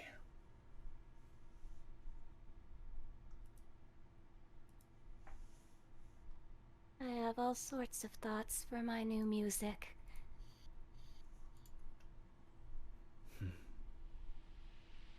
As he glances around, he gets the acknowledgments either in looks or in words. Then go forth, my family, and show them hell. He clacks his staff to the ground, and the blinding red light surrounds each of you.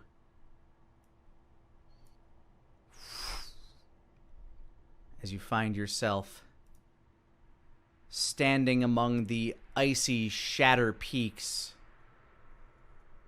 and looking to the distance of a large stone and dark iron fortress.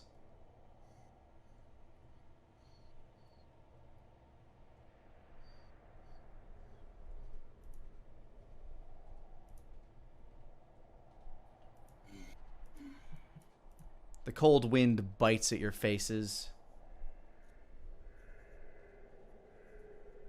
as the teleportation warding dissipates from around you.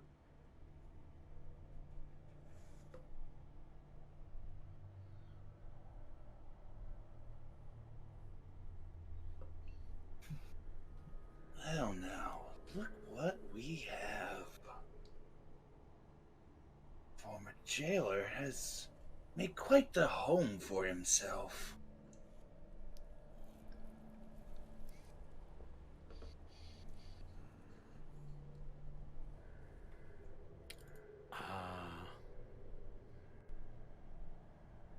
A bit of a taller home than I had, but...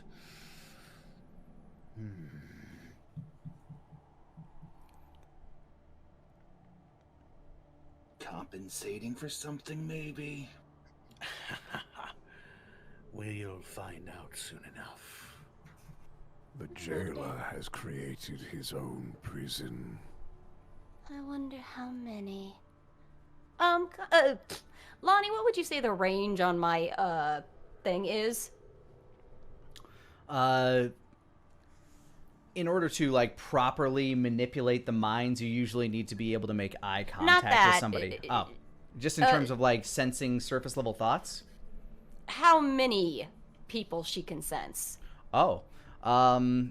If you're just going for, like, a pure area, probably you'd be able to sense anything within probably 100 feet times whatever your strange stat is.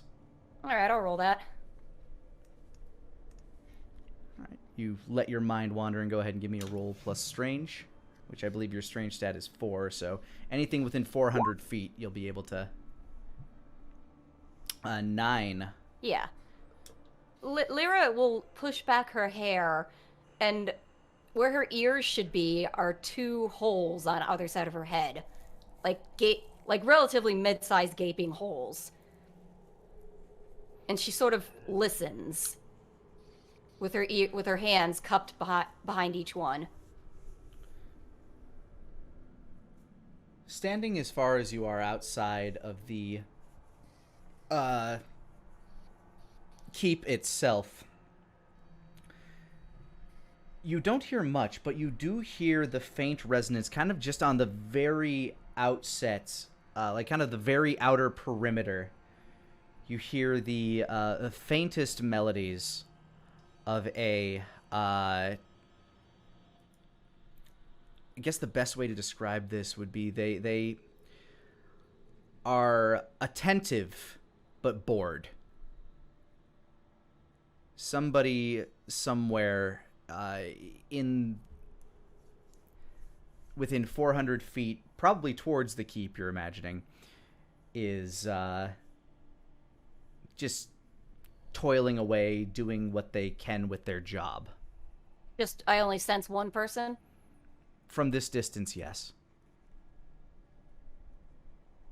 Someone's guarding outside. Get me closer and I can change that.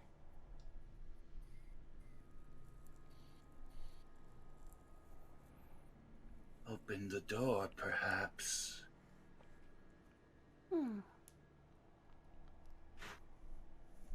Not very attentive, though.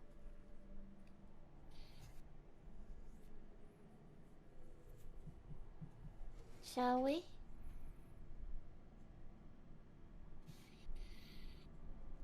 Let's. Yes. As you approach, you're able to get a bit more of a sense of what this person is doing.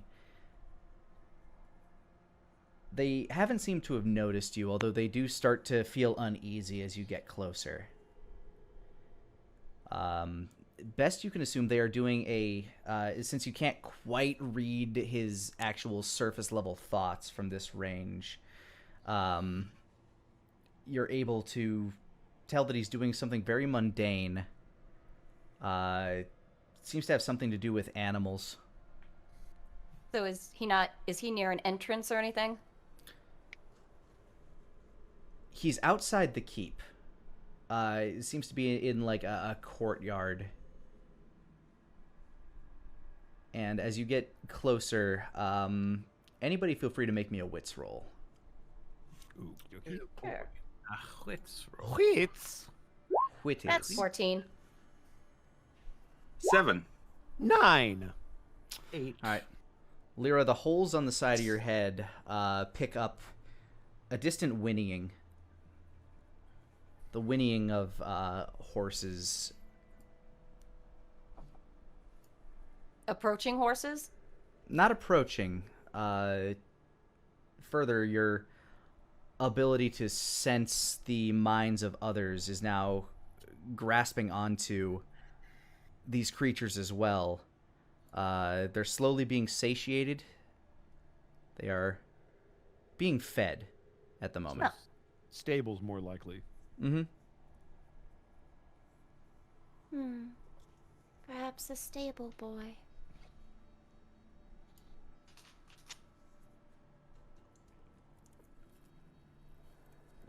Sure enough, as you get closer, the rest of you can kind of start hearing the kind of muffled by various obstructions, but the kind of tamping of hooves and the whinnying of horses. And closer still, you hear the shuffling of hay and the sloshing of water. Do we hear any sounds of people, like conversation? You don't hear conversation per se, but Lyra would be able to make out the off-kilter muttering of somebody just kind of either humming to themselves or talking to themselves in a very low voice. It does appear to be one stable hand taking care of these animals out here.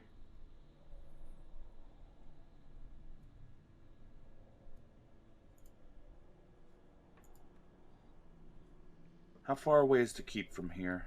And how tall are the walls around said keep? The stables appear to be about 300 to 400 feet away from the main keep's entrance. And there appear to be 2 ingresses that you could attempt. There is a lower courtyard, kind of at the base where you are, and then there is sort of up a valley, a major ingress with a large gate that you can kind of see at the far end there.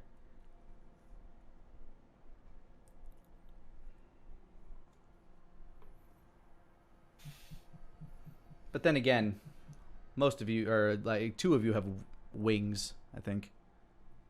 They never did mention if I could fly with those wings. Oh, you absolutely can. Yeah, you Oh, have. cool. Actually, yeah, only one of you has wings, but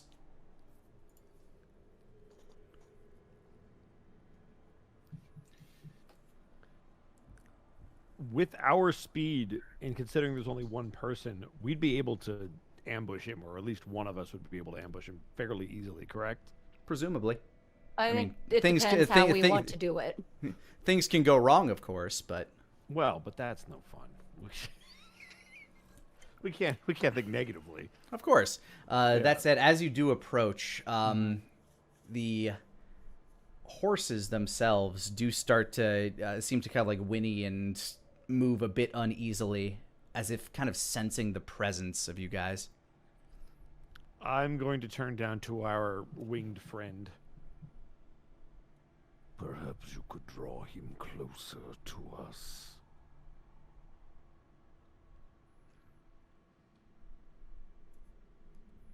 See. lest we lose the element of surprise. 'Twould be a shame to slaughter him. Let me see about what's near us exactly. The nearest thing is kind of like you see the entrance to a courtyard, and you're assuming that directly on the inside of that courtyard is a stable. Well, I mean, are we sort of like out in the woods or something, basically? Woods would not be the correct term. There are large juts of spiky ice creating this kind of like thicket forest of massive ice spikes, basically.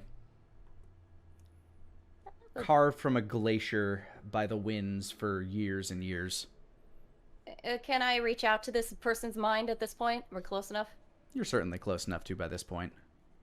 I would like to remind him of a horse, one of the favorites of the people who live in this castle, out here lost in these spikes and needing to be led home as soon as possible.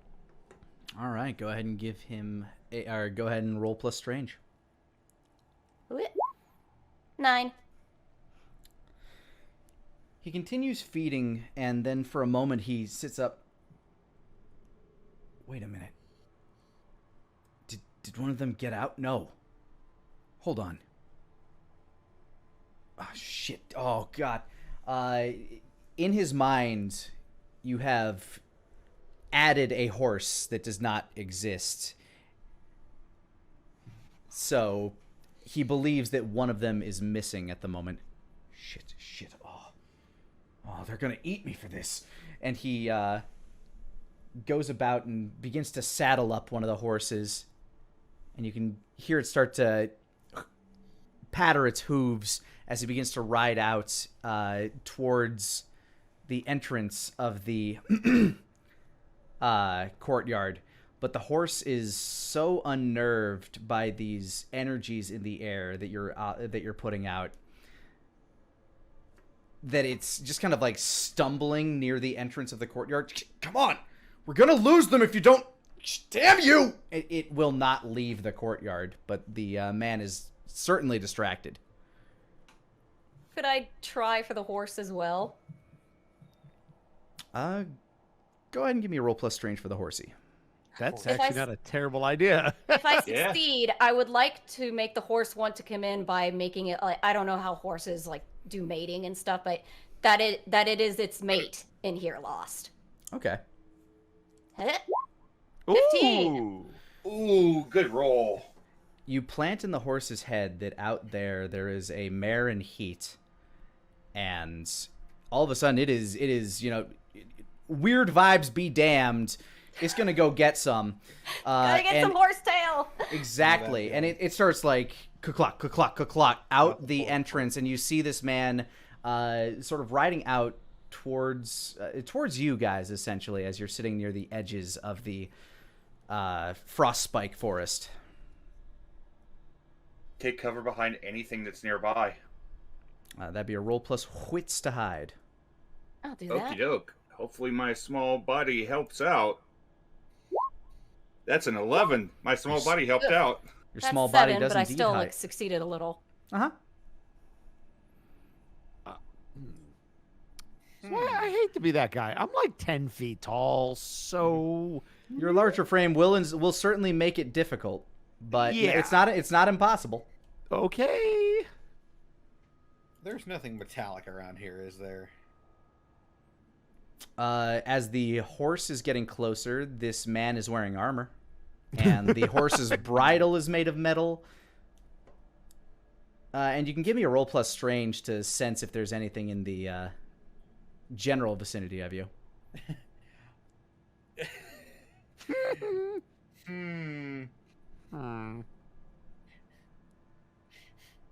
Do I want to do something real stupid here? I want to... That's the best kind of thing. Mm-hmm. I want to... In my acting defensively, I want to keep his helmet steady. I want to lock his head from from moving, so he can't look in my direction. Okay, so Until he passes. okay, so I'll say this: everybody can give me a wits roll, and you can re-roll your lowest d6, which you would have to do by pulling open the manual dice. But Oh, okay. so you can re-roll that one if you'd like. I have a question. Sure. We're considered being defensive right now, correct? You're either, well, I mean, yes. You're also just hiding, basically. But Yeah. Well, my question would be, because I can swap wits for strange when acting defensively, so would this qualify? this is a bit different because the nature of your barrier is that it would absorb an attack rather than you Obscure. yeah, Yeah. rather than obscuring you. That makes sense. I was just curious. That said, you can use your barrier in many different ways. Feel free to re-roll that too. That would be a 9. All right, still a partial All right, so I success, just but- re-roll 1d4. Yeah, 1d6. 1d6. Oh, It's your- 1d6. and you replace the lowest number. Okay. Yeah. Click. That's a 4, Hey. so now that's a 7, 10. 10. All right, that's a success. All right. I don't need it. The 10-foot tall, red I don't know as how. a chili pepper demon Oh, this poor boy. is so wonderfully hidden in the winter night.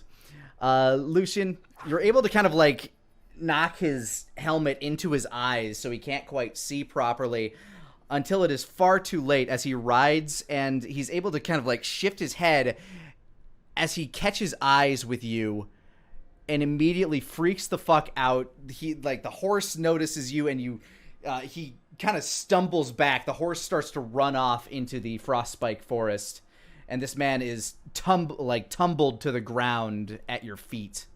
What the? Hello.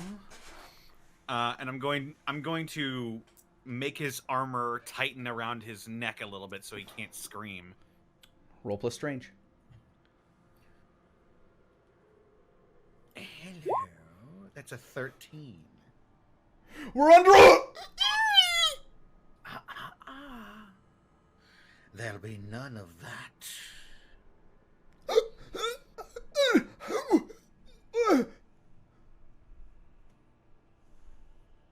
He's kind of clasping at his armor, trying to peel it back as it's squeezing in on his chest, so he can't he can barely take breaths in. They're so shallow. Well, Liara? May I? I'm gonna try mind trick. All right, what is your desired effect? Well, he's near an entrance, right? Right now he's at your guys' feet. He Well, was he? Like, is there an entrance near the stables that he was working at? Like that he can open for us. Yeah. You're unsure, but you're guessing that there has to be a shorter way to get there than going up Maybe the he top. knows. Yeah, I he was gonna probably say, would know. Dig around. Although mind trick wouldn't be what I needed for this. Then let's do. I guess let's look for the memory of how he gets in and out of this place. All right. Roll plus strange on him. What? 12. Flashing through his mind, you see that there is a stone door with no knob, no handle, no lock, and he taps at this door a certain pattern, a rhythmic pattern, and then a guard on the inside opens it for him.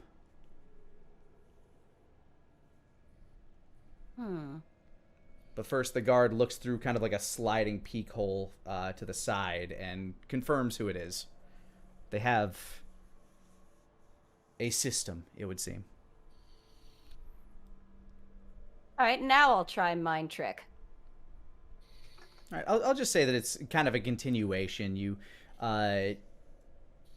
you manipulate his mind to the point that he believes that you've in fact just kind of made it so that he's forgotten that you exist entirely. And well, that what he I'd won't... like him to do is to get the guard at the door to come out. Okay. Like, actually, I could do that with the horses and not him. No, okay. I want him to make the guard come out because there's something wrong with the horses, and with the horses, I want to make them freak out like there's danger, so they actually add to the cacophony.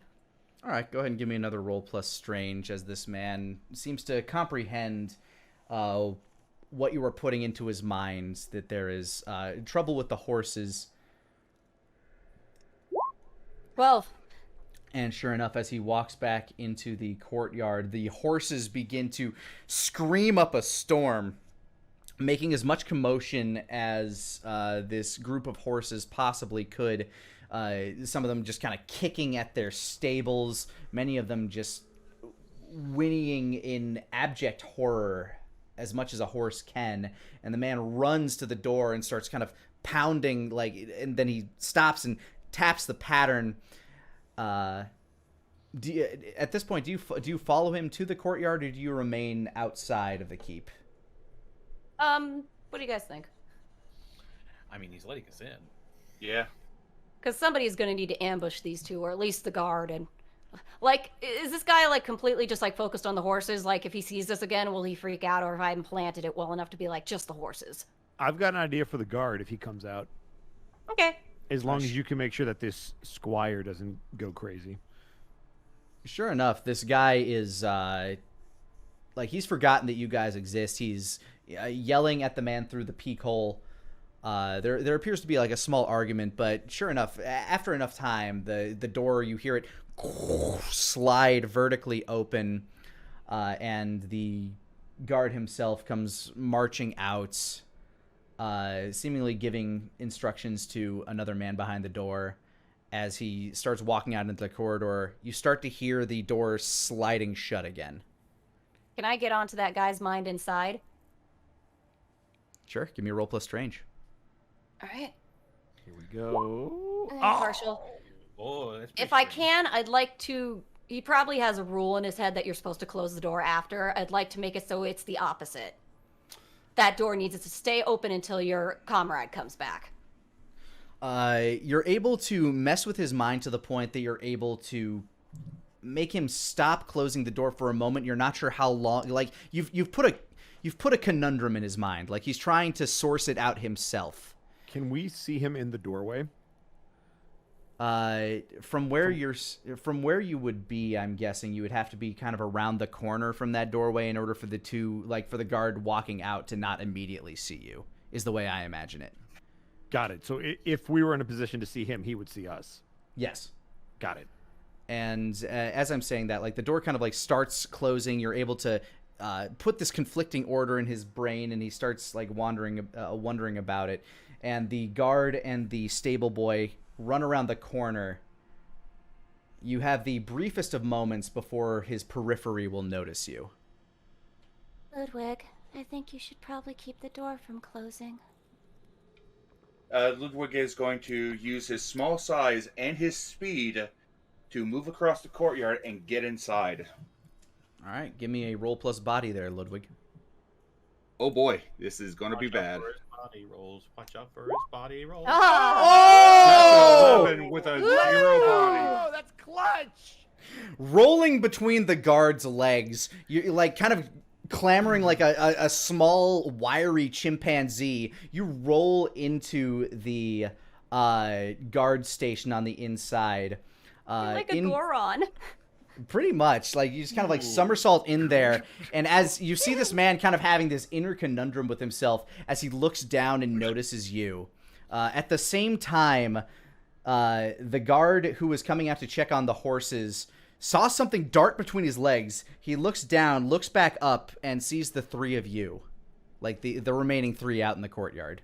Not for long. I would like to hold out my hand towards the guard, and I would like to attempt to create a barrier around his head and begin to press in. Give me a roll plus strange. Here we go. That's an 11. You are able to encapsulate his body in a barrier. As he tries to let out a... It's muffled by the barrier that you've created, which then begins to shrink. And as he like kind of holds out his arms in horror, not knowing what the hell's going on, his bones begin to shatter, crack, and break as his body just kind of crushes into a what could ostensibly be seen as a blood sponge. The stable boy kind of falls down to his knees in shock and horror. Meanwhile, Ludwig, the guard on the inside, now noticing you, starts reaching for a weapon, reaching for a blade at his side. And that seems to be the decision he's made in the immediate. Ludwig is just going to look to his side, and he's going to mutter to himself, Catherine, my dear, would you be so kind while I get this door? And I attempt to use my summoning ability. Roll plus strange. Okie doke. 14. Jesus Christ. All right, who's Catherine? So, Catherine is one of my invisible friends from so long ago. Well, not for Catherine long. is a woman made of complete and solid ice. Oh, you As if fucking bastard. blowing in from the blizzard outside, the snow swirls around, and rising up from the ground is this frozen, icy woman, Catherine. What does Catherine do? Catherine is going to grapple this man and try to freeze him solid. She grabs him by the as he's reaching for his sword. She kind of grabs his jaw, just beneath his chin, kind of puckering his lips, as the ice from her fingers begins to cause this ever-expanding series of frostbite to go around his head and freeze him solid. And Ludwig simply reaches up and makes sure the door does not close. It's a simple winch system, so you're able to get it back up to the position it was in previously. Like, you crank it, and as long as you don't touch the lever at the bottom, the crank stays where it is.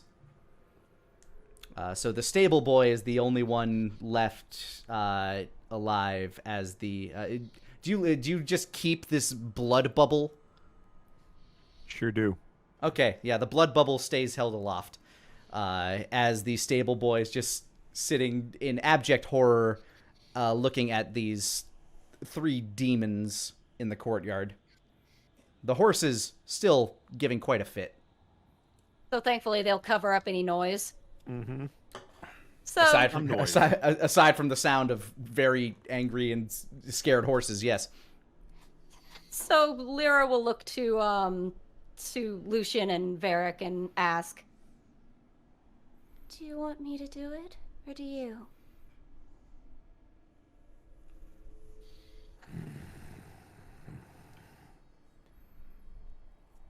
Lucian? You're not going to let us have the fun, are you? Of course not. Though the sound of these animals braying and whinnying is getting on my nerves, they should return to nature where they belong. And is there any, like, metal latches on these stables? Yeah, and it's easy enough for you to manipulate anything that is not being worn or that you're not trying to immediately use as a weapon. I shall raise my arms up and unlock the stables and pens, and I'll go, be free! Some of the horses begin running, some of them continue to panic, but eventually as one of them starts to, as more and more of them begin to make their way out, they kind of start trampling as a herd and start running out into the frostspike forests. Surely... Are you trying to make these horses trample the stable hand? No, just gonna set them loose so they don't... Ooh, that means it's down to us, anymore. Tara. They wander off into the frostspike forests to live horse lives in the icy tundra for however long these horses could possibly survive out there. Well, there's my good deed for the day.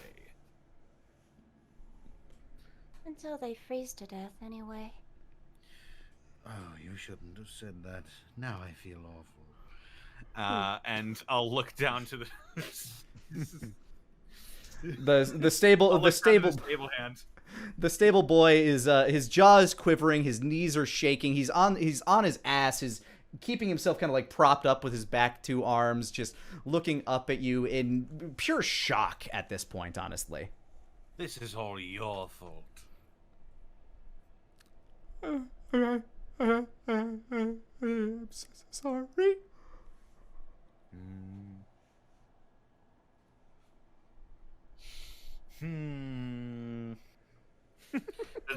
Does he look does he look like disheveled and like not paid very well for this? I mean, I guess like you have a general disdain for most mundane humans at this point. But yeah, this one does not look very well treated by the people here. He's probably here just out of a survival instinct to stay with people that aren't demons.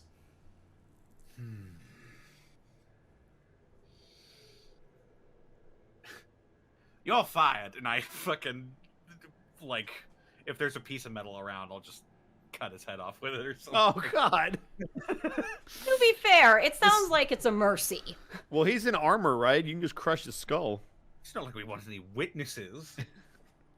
True enough. If he's wearing a helmet, I'll just like have both ends close on his head. All right, go ahead and give me a roll plus strange, and we'll. It's basically what I was gonna do is pop his head like a pimple. Let's go, Connor.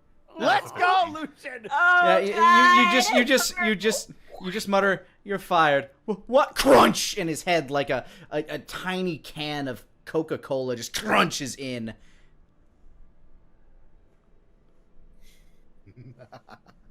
And as the horses scamper off, the courtyard begins to get quiet again. All right, the door. Did we hide the bodies? I don't feel like there's much reason to. What bodies? And I'm gonna release the blood sponge. Sploosh! If only there was a way we could bring them back and make them dig their own graves or something. Yeah, it's a very That'd be useful fucked power. up. They're self-disposing. Anyway. So yes, you... I believe Ludwig is waiting for us.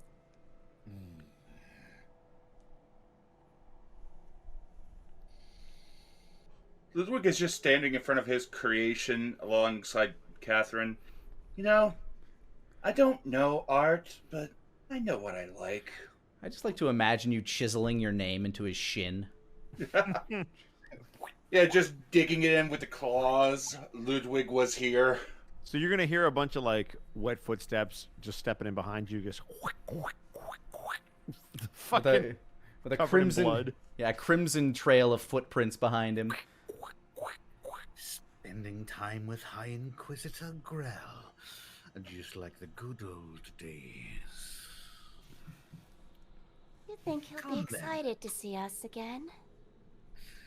Let's find out.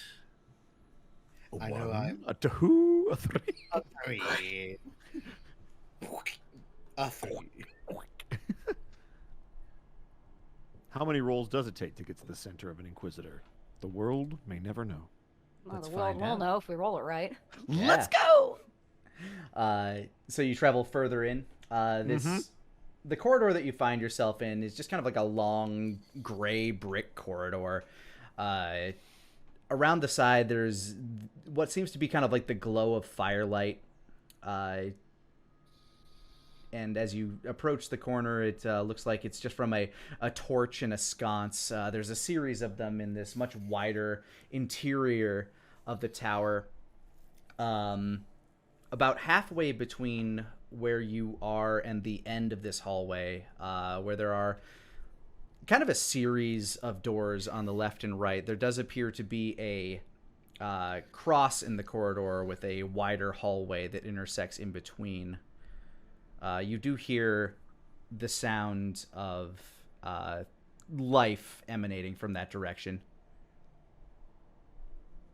Can I do my little sense people thing and see who's behind those doors, who's up ahead, how many, that sort of thing. Absolutely. Roll plus strange. Wait. 11. Oh, yes. On this floor, nearby there does not appear to be much human life. You can sense some rodents kind of making their way around what seems to be a storage area, eating from bags of grain that they have been lucky enough to have broken into. But further on down the corridor appear to be a couple of guards making their way through. It seems you got here at around the time when a guard shift would be happening, and these two are making their way towards the doorway. That clearly being their intention. They are a moment from kind of like making their way around the corner and being able to see you guys. Oh, I see. Most of this area down here appears to be storage, though, and those appear to be the only two humans. So they're coming towards where the other two guards we just massacred were supposed to be? Yeah, they're heading your way, essentially. Like okay, they'll be turning the corner and coming down the hallway in just a moment.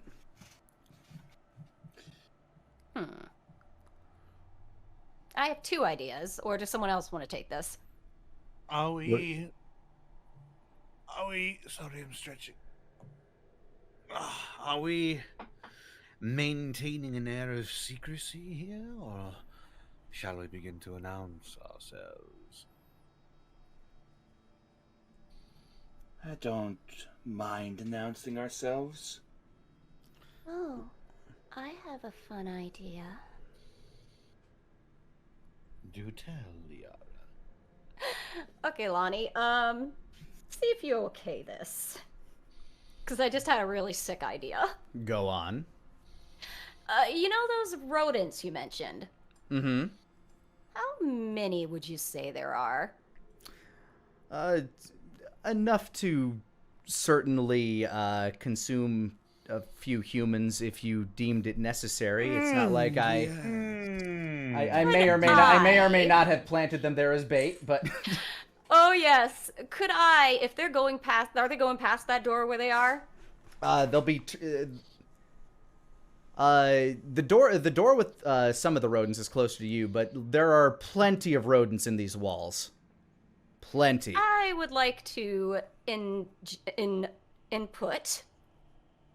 into as many rodents as I can that their main form of sustenance is human blood.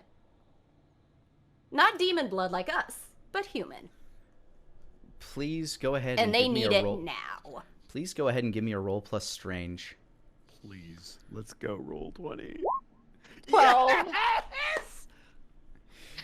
You Lenny, can I add Anyone on to remember this? Dishonored? I do remember I Dishonored, do. and that's I exactly love what that I'm game. thinking of. what were you thinking before I describe what happens here, Ludwig? I want to add more rats to it through summoning. You can summon your own rats, but they would not necessarily be the same rats that she'd be controlling. But please feel free to give me a roll plus strange. And if some of those rats could hopefully go down their throats so they block their screams, that would be great. 8. Not bad. I'll take it. Yeah, you're able to, as you get the gleam of what's happening, you start to hear the squeaks of doom as these rats begin to kind of like sneak their way under the doorway. Not only are you getting the attention of the rats on this level, but any rat within 400 feet of you now believes that they are hungry for human. That would And be a good distraction. as they start kind of crawling out of the holes, crawling out from under doors, this small trickle of rats in the hallway, which are bolstered by some of Ludwig's, which pop out from these, like, they start to kind of like form together from dust and soot and rock and gravel. They begin to march along with these rats, and the two guards don't notice at first, but when they you hear this as they look up. Wait, what's going on? Oh! And the rats start climbing their legs, and you start hearing them scream as the rats start biting into them. These two begin to panic, as you hear echoing from behind them more screams of panic. As you get the sense that up in the chambers above, more and more rats are starting to pile their way out and attack humans. You start to hear clamoring, clattering as these rats begin to chew on their flesh, biting into wherever they can, and yes, even clawing down and trying to get down into their esophageal passage and chew through their bodies. Finally getting There a is- good meal. You dance in the symphony of feasting rats. If she can reach out some memories, she's going to grab a few of these memories because they're useful fodder for later. Like, oh, let's have someone experience what it's like to be eaten by a rat. I'll take that one. I'll take that one. I'll take that one. As you kind of like merrily skip around the corner to the two men who are being feasted on by rats, whose eyes widen as they see you guys. The one that would still be able to scream cannot, as he has a rat down his throat.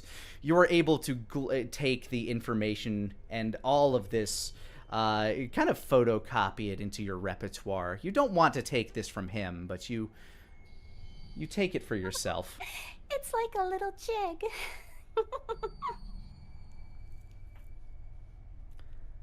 And again, now that you're kind of around the corner, you see behind them there is a few more doors where more rats are pouring out from from beneath these doors and climbing up a stairwell, which seems to lead further up and into this keep, where you hear the pained, agonied screams of many, many people, dozens of people getting attacked by rats. There's a true Ludwig. massacre happening.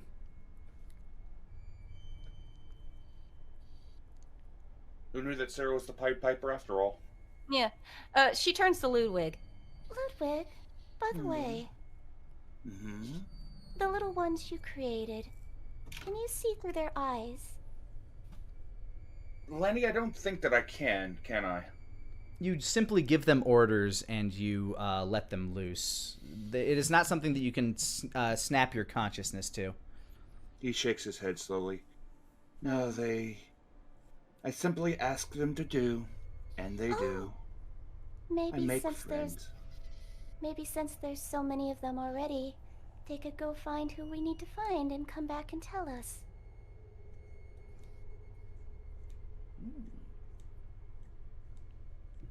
Lani, I'm gonna go ahead and I'm going to request, since Lyra's Yeah, go ahead and give me a Group roll has plus some- strange. okie doke. That's a 10. Go find our friends. The Company. the summoned rat wave that you have created seems to acknowledge and begins to spread out through the tower, crawling up through various crevices. As you guys make your way upstairs, the mess hall is living up to its name. I was gonna say it's a mess. Yeah, there is blood everywhere. There are people trying to like scatter and chase rats. There are like everybody is getting attacked and bitten by rats. There are dozens of people just trying to have a meal in here, but a vast majority of them are dying. Those that are not, however, there are a select few that are not being attacked by rats. You can see as they are yelling and like pointing that in their mouths they have fanged teeth. Your rats that are attacking human flesh are not attacking vampires. Damn. I mean, fair. And through the chaos, they hadn't noticed you immediately, but as you make your way up the stairs, it would only be a matter of time before these vampires would notice you. So can we back up a tiny bit, or? Oh, I know sure. we want to. Yeah, you don't have to immediately pop out. Because also, Yes, you said that. I think you mentioned when we talked about this, vampires aren't affected by Lyra. It's not that they aren't affected. It's simply that since they too know how to manipulate somebody's mind, they are more resistant to it. They know how to play your game too. Yeah, and the Inquisitors in particular are more resistant. As we walk along, I'm going to hold out my arms and I'm going to draw some metal into myself from just the armor of the surrounding victims that we've made. And I'm going to have it cling to my skin, and I'm going to make some armor. All right, a simple enough task for you. You're able to add your strange stat as armor. Sweet. So, as the humans are still being killed by the rats, there are 5 vampires in that room. Are they in a? Are we able to see into the room? If you give me, I mean, you were able to get a glance in during the chaos before you backed out. But if you wanted to give me a roll plus wits, you'd be able to do so again and get a better look. Yeah, let's go ahead and see what happens. I'll take a partial. That's a 7. All right, you're able to peek around the corner, and sure enough, these vampires are trying to formulate some way to get these rats under control. One of them, you believe, caught a glimpse of you, though, as you peek back around, and there's now somebody coming towards you to investigate. Are they still somewhat grouped up together? You said there's 5 of them. They're having a conversation. 2 of them were next to each other, like directly next to each other. One of them is trying to pry a rat out of a man's extremities. Another one is basically trying to grab a bucket to try to trap some of the rats. Like there's a real panic, and then there's one that's moving towards you now. Okay. How many people can Lyra affect at once? People is a bit more difficult than animals. Yeah, I figured. I just wanted to make sure. So here's my question. Would I be able to encase a group of these people in a big enough barrier? Obviously, one is already walking towards us, so somebody else would have to handle him. But are the other 4 in a dimension where I could create a barrier around them? You could probably create a series of walls that could entrap 3 of them. Okay. The 2 that are together and the one that is trying to pry a rat from a man's butt. Okay. Then I'm going to turn to my compatriots as I begin to move my hands to create said barrier. There is one on the way you should deal with, brothers. And I'm going to throw out that barrier to encase 3 of them. Roll plus strange. That's gonna be a 15. And you're able to, in that line, trap all 3 of them in one barrier. They don't even notice that the barrier's there yet. They're so engrossed in their current tasks. You will see Varric with both of his hands up in the air, slowly forming the barrier as he looks to the 3 of you to take care of the last 2. Lyra will look to the other 2. May I try something? I don't get to practice on vampires much.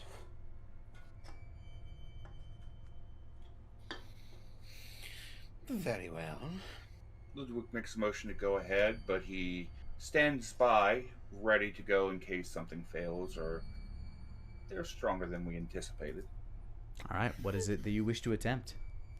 The one that's coming toward us, may I try to manipulate him into... I would like to implant an insatiable need for blood, but for vampire blood. Specifically the one that is not encased in the barrier. All right. The one that's running around with a bucket, sure, go for it. Vampires have blood? They have dead man's blood, which is a very interesting type of blood for a vampire. Go ahead. Oh, here we go. That's a 12.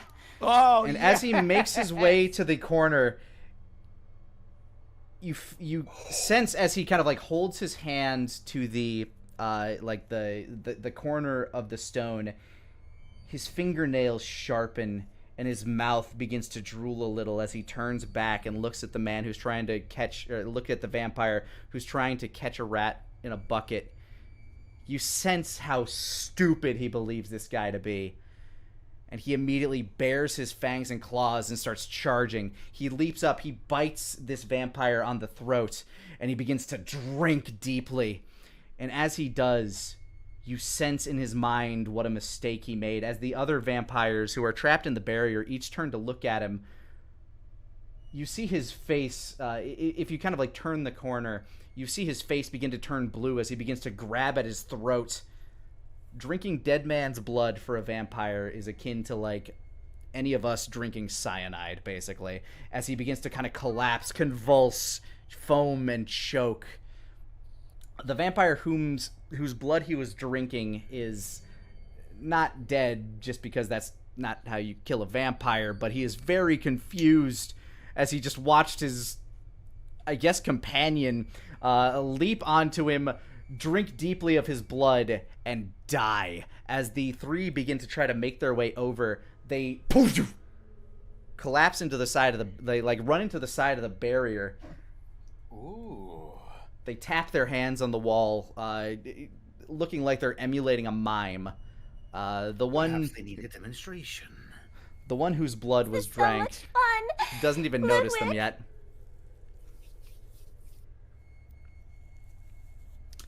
Yes? I believe there's someone left for you to play with. Oh, but I've played so much. Yes, You you've have had your played fun. yet. You've had your fun. Go, brother. Have your fun. Looks like the leeches need a demonstration of the situation that they're in. And the one that's outside of the barrier, I'll grab his armor in my magnetic pulses, and I'll try to fling him into the opposite side of the barrier. All right, go ahead and give me a roll plus strange. Oh, it's coming. You better believe. Oh lord, oh lord. Oh lord, it's coming. Hey! Yes! Let's And- go. And as the three inside the barrier are realizing that they're trapped, they look up in horror to see the their other companion, who was just having his blood drank, thrown so hard into the barrier that his neck kind of contorts and snaps. You almost create like kind of like a Wile E. Coyote half pancake out of him. Oh my god! And the yeah, the like you hear that as the remainder of this vampire streaks down the front of the barrier. These bloody streaks, very quickly dripping off of the barrier as it is hydrophobic. The three are now like very panickingly pulling at their blades and trying to hack at this barrier. I've always wanted to do that. Varric, I believe the honors for the rest are yours. Can I slowly start to close in these walls around the remaining three? You slowly begin to close in the walls. Each of them not recognizing it at first, since they've all kind of bunched up into one corner, but eventually they start to feel the pressure on their backs, and they begin to kind of push back. I need you to make me one more roll plus strange to properly condemn these. 14. Oh my god. Like a vice. Go. Like a vice, you are just pushing them closer and closer together, their bodies contorting and twisting in this horrific display of vertical twister as they are trying to make this work. But soon enough, something's got to give, and what gives is their bodies. As this happens, Lear is just drinking in the memory of their death as it happens. As you let the height of the tower rise as it's coming in, and sure enough, like a sprout of blood just splops up, hits the top, and then settles back down into equilibrium with the rest of the bodies, which are contorted, broken, and shattered.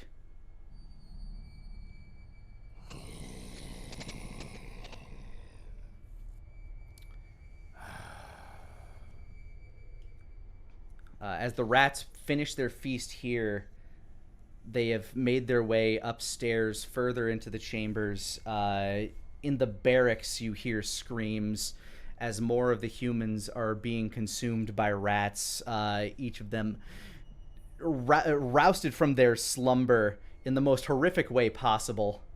by a blanket, a plague of rats. And sure enough, in not much time, the rats that you summoned, Ludwig, return to you. They have found your quarry near the top of the tower. Ludwig holds up one of the rats to Lyra so that she may peer into its mind and learn its secrets. Hello, little one. Don't be afraid. Compared to other things, she's much gentler as she does this. And this creature willingly gives you the information you seek. It sees you as friendly. Up the stairs, far up the stairs, past all of the other people who are being consumed by rats, each floor seems to have like a landing and kind of leads into a bunkhouse. There are 24 men stationed here. Each of them right now are being consumed by rats. But at the very top in a study is a chamber that is partially under construction. You can see at the center of this room looks to be a maybe 3/4 finished teleportation circle. This man was seeking to leave by way of the arcane, but it seems work was not done quick enough. Did they happen to see? Did this rat happen to see if there's any windows in that chamber?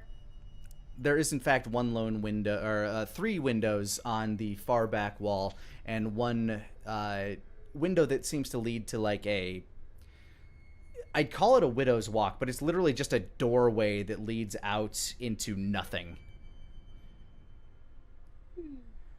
Big enough wait for a people bat to get in. But standing in the but kind of standing by a fireplace, holding a kind of a brandy glass filled with a nondescript liquid that you can't see from this colorblind creature's perspective, is the tall, bald figure. A man with broad shoulders and slate gray skin. Seems almost to be maybe like a quarter giant. The form fills you with an ancient anger from a life you had long since left. The form you are. of High Inquisitor Grell. Are any of those windows you mentioned big enough for someone to get through? The windows in the back are barred and yeah, they appear to have like bars on them. Like they seem like, you know, safely shuttered windows, but the large widow's walk that I mentioned is certainly large enough for somebody to get through. Well, And is there a window in this room? There's not a window in this room, but you do see that since you're in like a larger part of the chamber, kind of the main floor of this keep, there's a kind of an antechamber, a grand foyer out to the side, and in front of it is a large metal gate that leads outside. And who else besides me can fly? Just Technically, Ludwig could if he summoned the correct thing, but and I suppose Lucian can if he just uses magnetism as a. Lucian. You get. Let me put it this way: you guys get what I'm going for. It's like basically, I'll Lyra's create an gonna be elevator like. out of my barrier. We're fine. We're good. Well, Lyra's basically like. I mean, yes, you could do that too. I could levitate. Lyra's basically like. well, we could go the straight way up the stairs, or we could go in the window. Or we could do both. Surround him. Oh, I see. I'll send something in the front door. You three come in through the back.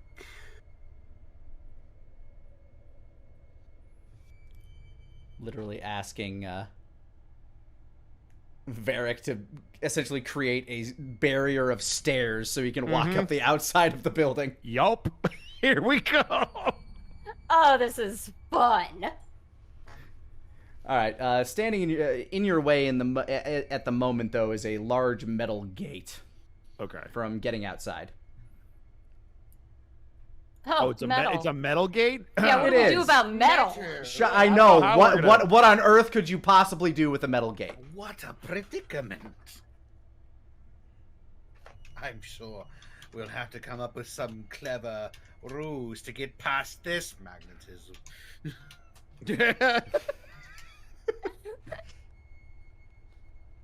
Connor, was this character inspired by a certain person? Shrug. Okay. So that's a yes, and I approve. Continue. All right, go ahead and give me a roll plus strange there, Lucian, just to...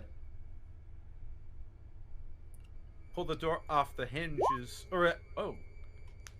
I didn't fully succeed. It's a very heavy door, and it's reinforced with stone, but you are able to essentially, like, blow the door open. It's not as clean as you would have liked, and it's just kind of like bending on its way out. The stones kind of shattering as you peel out the bottom half of this door. But it leads to a long stone bridge that leads towards the edge of the tundra. Time to continue on. Sure.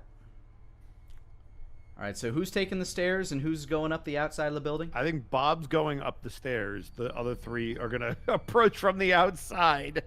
All right, simple enough for Lyra, who just has wings. The other, I don't know, I guess building a set of stairs for yourself to walk on as platforms wouldn't be very difficult for you. So I wouldn't ask you to roll plus strange either for this. Because that'd be a terrible way to die. It would certainly suck. Yeah. God, why did I make it invisible? Lucian, however, just using your body and the metal that you have attached to it, I would ask for a strange roll. Okay.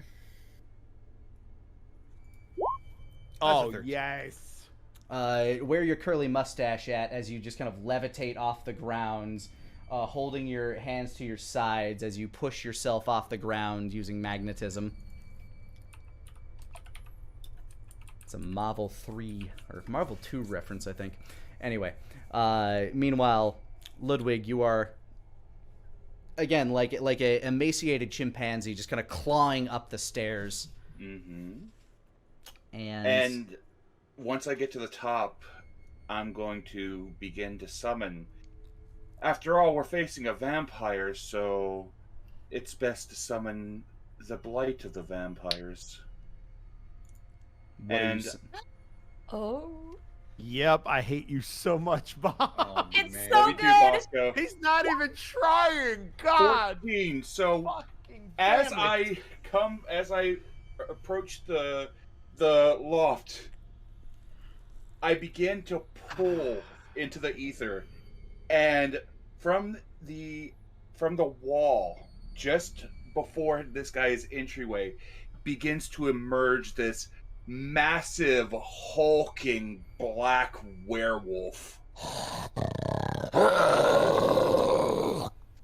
And he's not alone.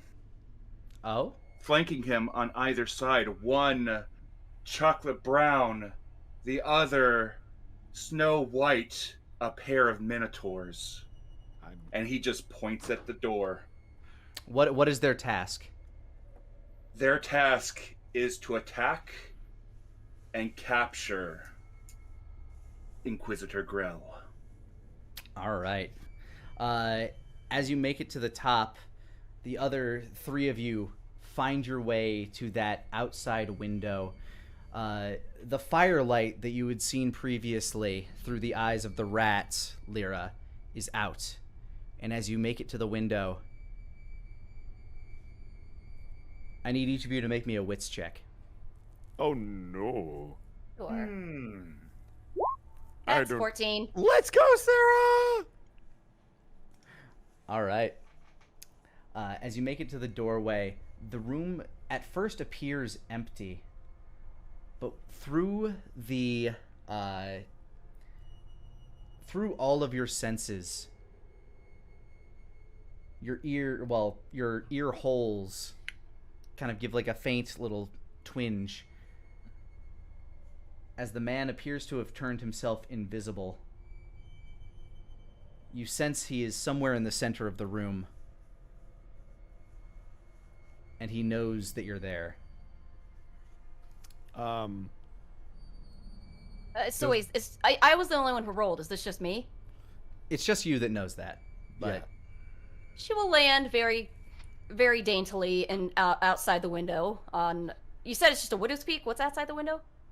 it's literally just a drop to nothing.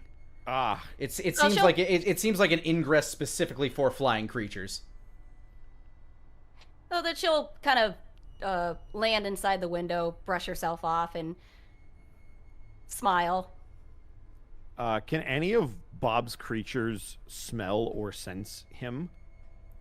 As you say that, a massive, muscly fist punches through the doorway as the door splinters, and you see two minotaurs and a wolf leap into the room. The wolf sniffing the air and immediately runs to bite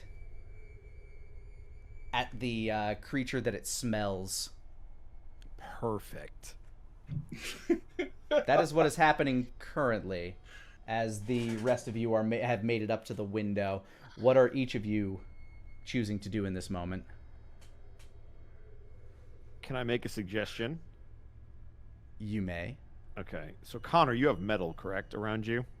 Yeah, I'm wearing sort of like sheets of metal that wrap around my skin and sort of cling to it tightly.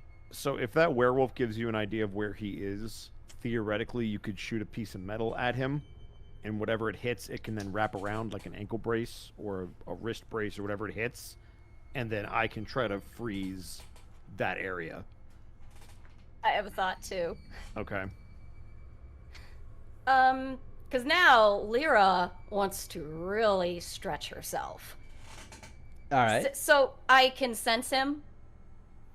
You can sense him, and now that the werewolf is closing in, you get an even better sense of where he is. I would like to reach into his mind and rip out his ability to turn invisible. Make him forget how to do it? Yeah, basically be like, what do you do? Like, you don't even know how to do that. Like, he'll be like, he didn't even realize he could, so it's like, he's just getting attacked. He's like, what was I doing standing here in the middle of the room instead of hiding? All right, go ahead and give me a roll plus wit, or roll plus strange.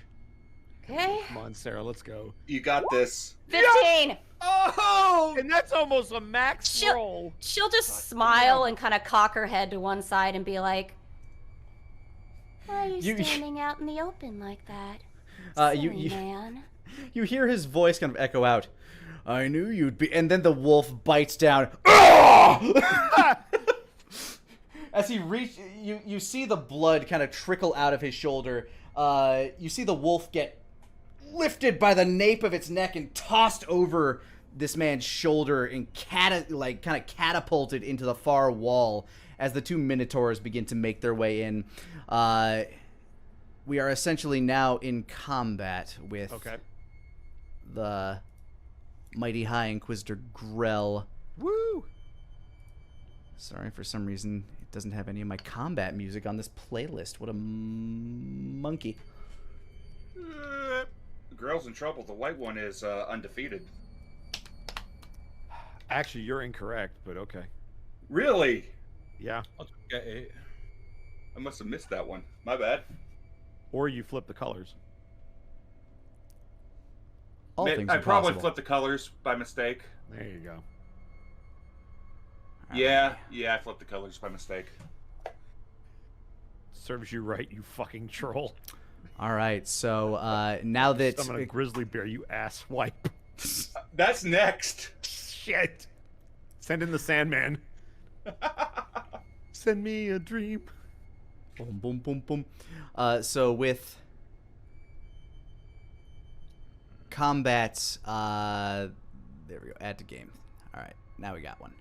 Is there an initiative thing that we roll? I can't remember. Why is that playing so many times? Holy shit.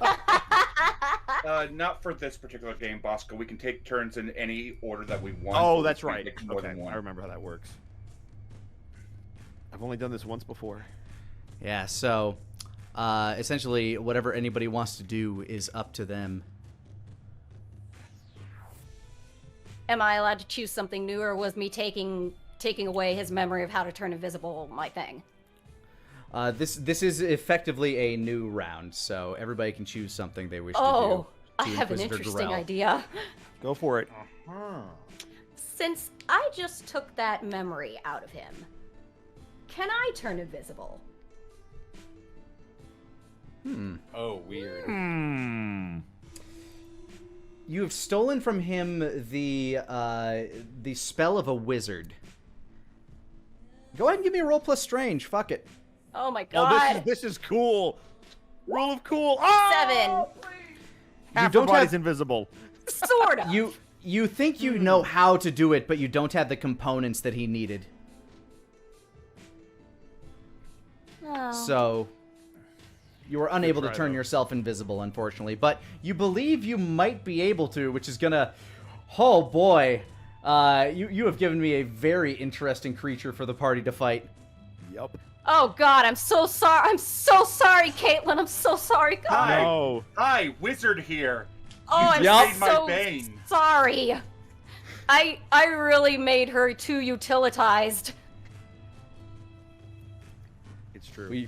We play by the rule of cool here, but She's just basically like, Hey, I hope Sarah, no for one once, we don't finds have out to deal my with deadly allergy to peanuts. Lyra just kind of thinks to herself, I'm gonna need more practice with that one. all right. Lucian, Varric, and Ludwig, what would you like to do? I'm going to see if there's anything in the room that is made of metal and circular, so I can wrap it around his legs and keep him from moving. In this room, which appears to double as his bedchamber, there are a number of metal objects that are in your immediate, that you can sense in the immediate area. The bed frame itself appears to be made out of iron. There is a series of fireplace pokers at the fireplace, as well as a kind of like a grill on the fireplace to keep embers from hopping out. There doesn't appear to be anything particularly round and pliable that you'd be able to do that, but there are many things that you could bend in theory that could do the job. Well, let's see if I can't pin him to the floor then. I'd like to take one of those pokers and see if I can run it through his foot and into the floor. All right, Lucian, that's what Lucian will be doing. Varric. If he's going to be pinned by the poker, I would like to make sure that I restrain his head, specifically his mouth, so he can no longer cast anything that's verbal. All right, so you're going to try to put a barrier inside of his mouth. Correct. Okay. And Ludwig. The Minotaurs are going to attempt to restrain his arms so he can't use somatic components. All right, roll plus strange, the lot of you. All right. I rolled a 12. I rolled Well, an I 8. already rolled mine, so I'm good. Yup. I rolled a 9. That's not bad. All right. As you kind of reach out through magnetism, Lucian, you whip one of the fireplace pokers at him, and while he's quick enough to make sure that his foot doesn't get pinned, you're able to kind of stab him in the side with of the leg with it. Meanwhile, Varric, as he's opening his mouth with that in pain, you try to force that bubble of energy in there, kind of giving him like a invisible arcane ball gag, but it just doesn't stick properly the way you need it to, and he just kind of bites down through it. You hear the cracking of some of his teeth on that, though, as he's doing it. Meanwhile, Ludwig, the two minotaurs, as the werewolf is trying to collect itself against the wall, rush in and each kind of like put him in a half Nelson, kind of getting him in that. Like each of them has one of his arms and are trying to pin the arm down, but his arms are still free enough that he's able to kind of like try to reach up and claw at them. Each of you now has another action. That's exactly Satyrus' finishing move. It is. Oh man.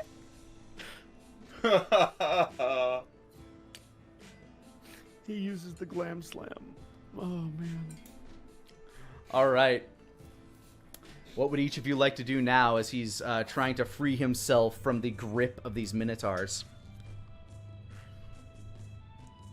Can I encase him in a barrier his body to help restrain him? You would also have to encase the minotaurs as well, but as they're summoned creatures, I'm guessing you're not too worried about that. I'm really not worried about them.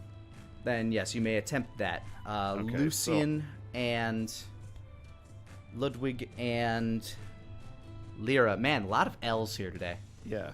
You can call me Laverick if you want. Ooh, Laverick. There we go. Laverick. There you go. L Squad. The House of L. Well, it's because we keep dealing them out. Yeah. All right, what would each of you like to do? I think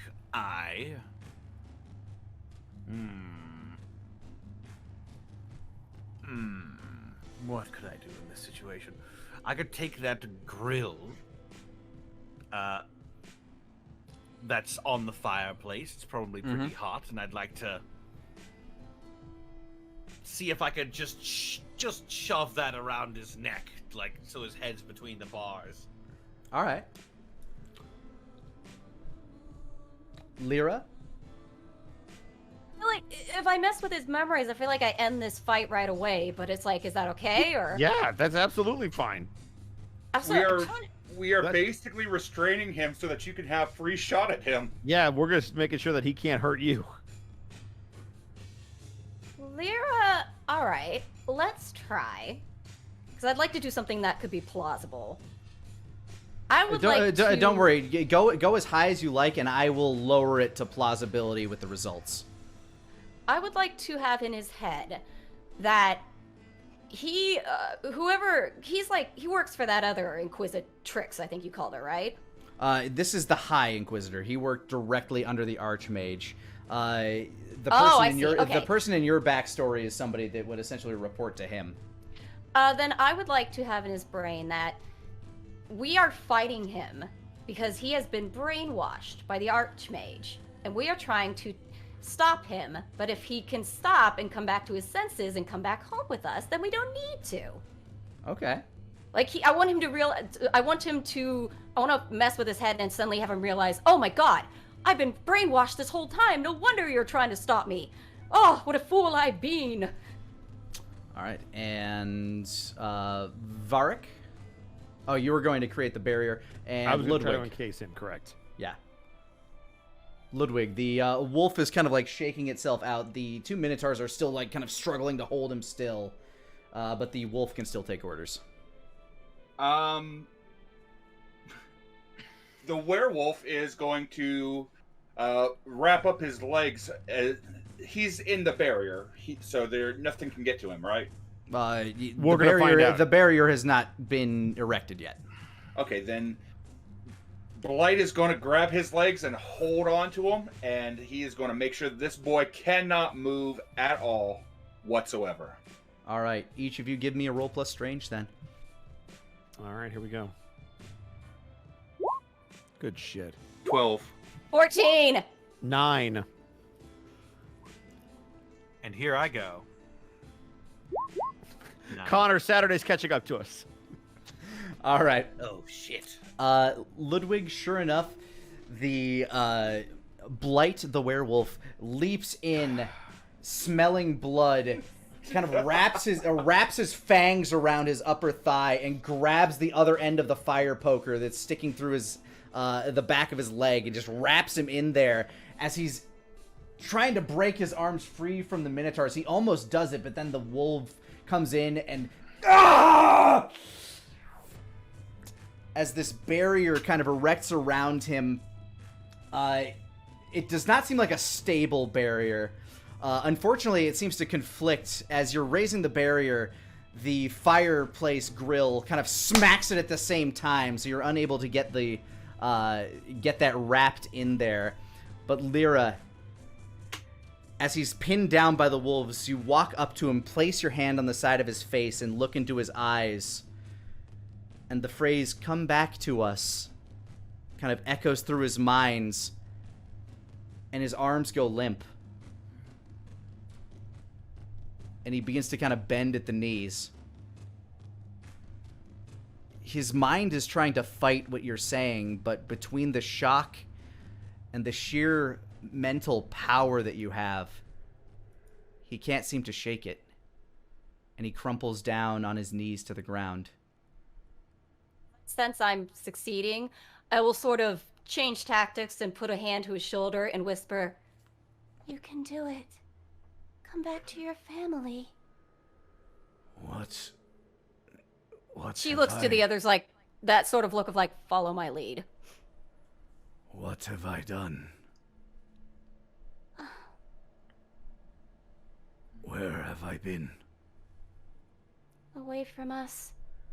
The Archmage wronged you greatly, and us. But you seem to have come to your senses. Have you? He used me? Terribly so. And used you to use us as well. But family doesn't abandon family, do they? No. It doesn't. What have I done? Nothing that cannot be undone. And in a way, She'll reach out for his hands and try to pull him to his feet. The Minotaurs kind of like let him loose. The wolf loosens his bite grip on his thigh as he winces as he reaches back for your hand. Pulls him up, and slowly. we are all who we are today because of what happened. So I wouldn't feel too badly about it. It's all for the best. Isn't it, everyone? For the greater good, after all. Yes. The greater good. Greatest good. And now we can take you home, where you belong. Yes. Home. Let's go. Home. She'll sort of, almost motherly support him as he's taken a little bit of a beating, and she'll look behind her over her shoulder as she helps lead him out of the door, and smiles at the rest of them. I think we should all go home as well. Don't you all agree? Yes. We have much and more to do.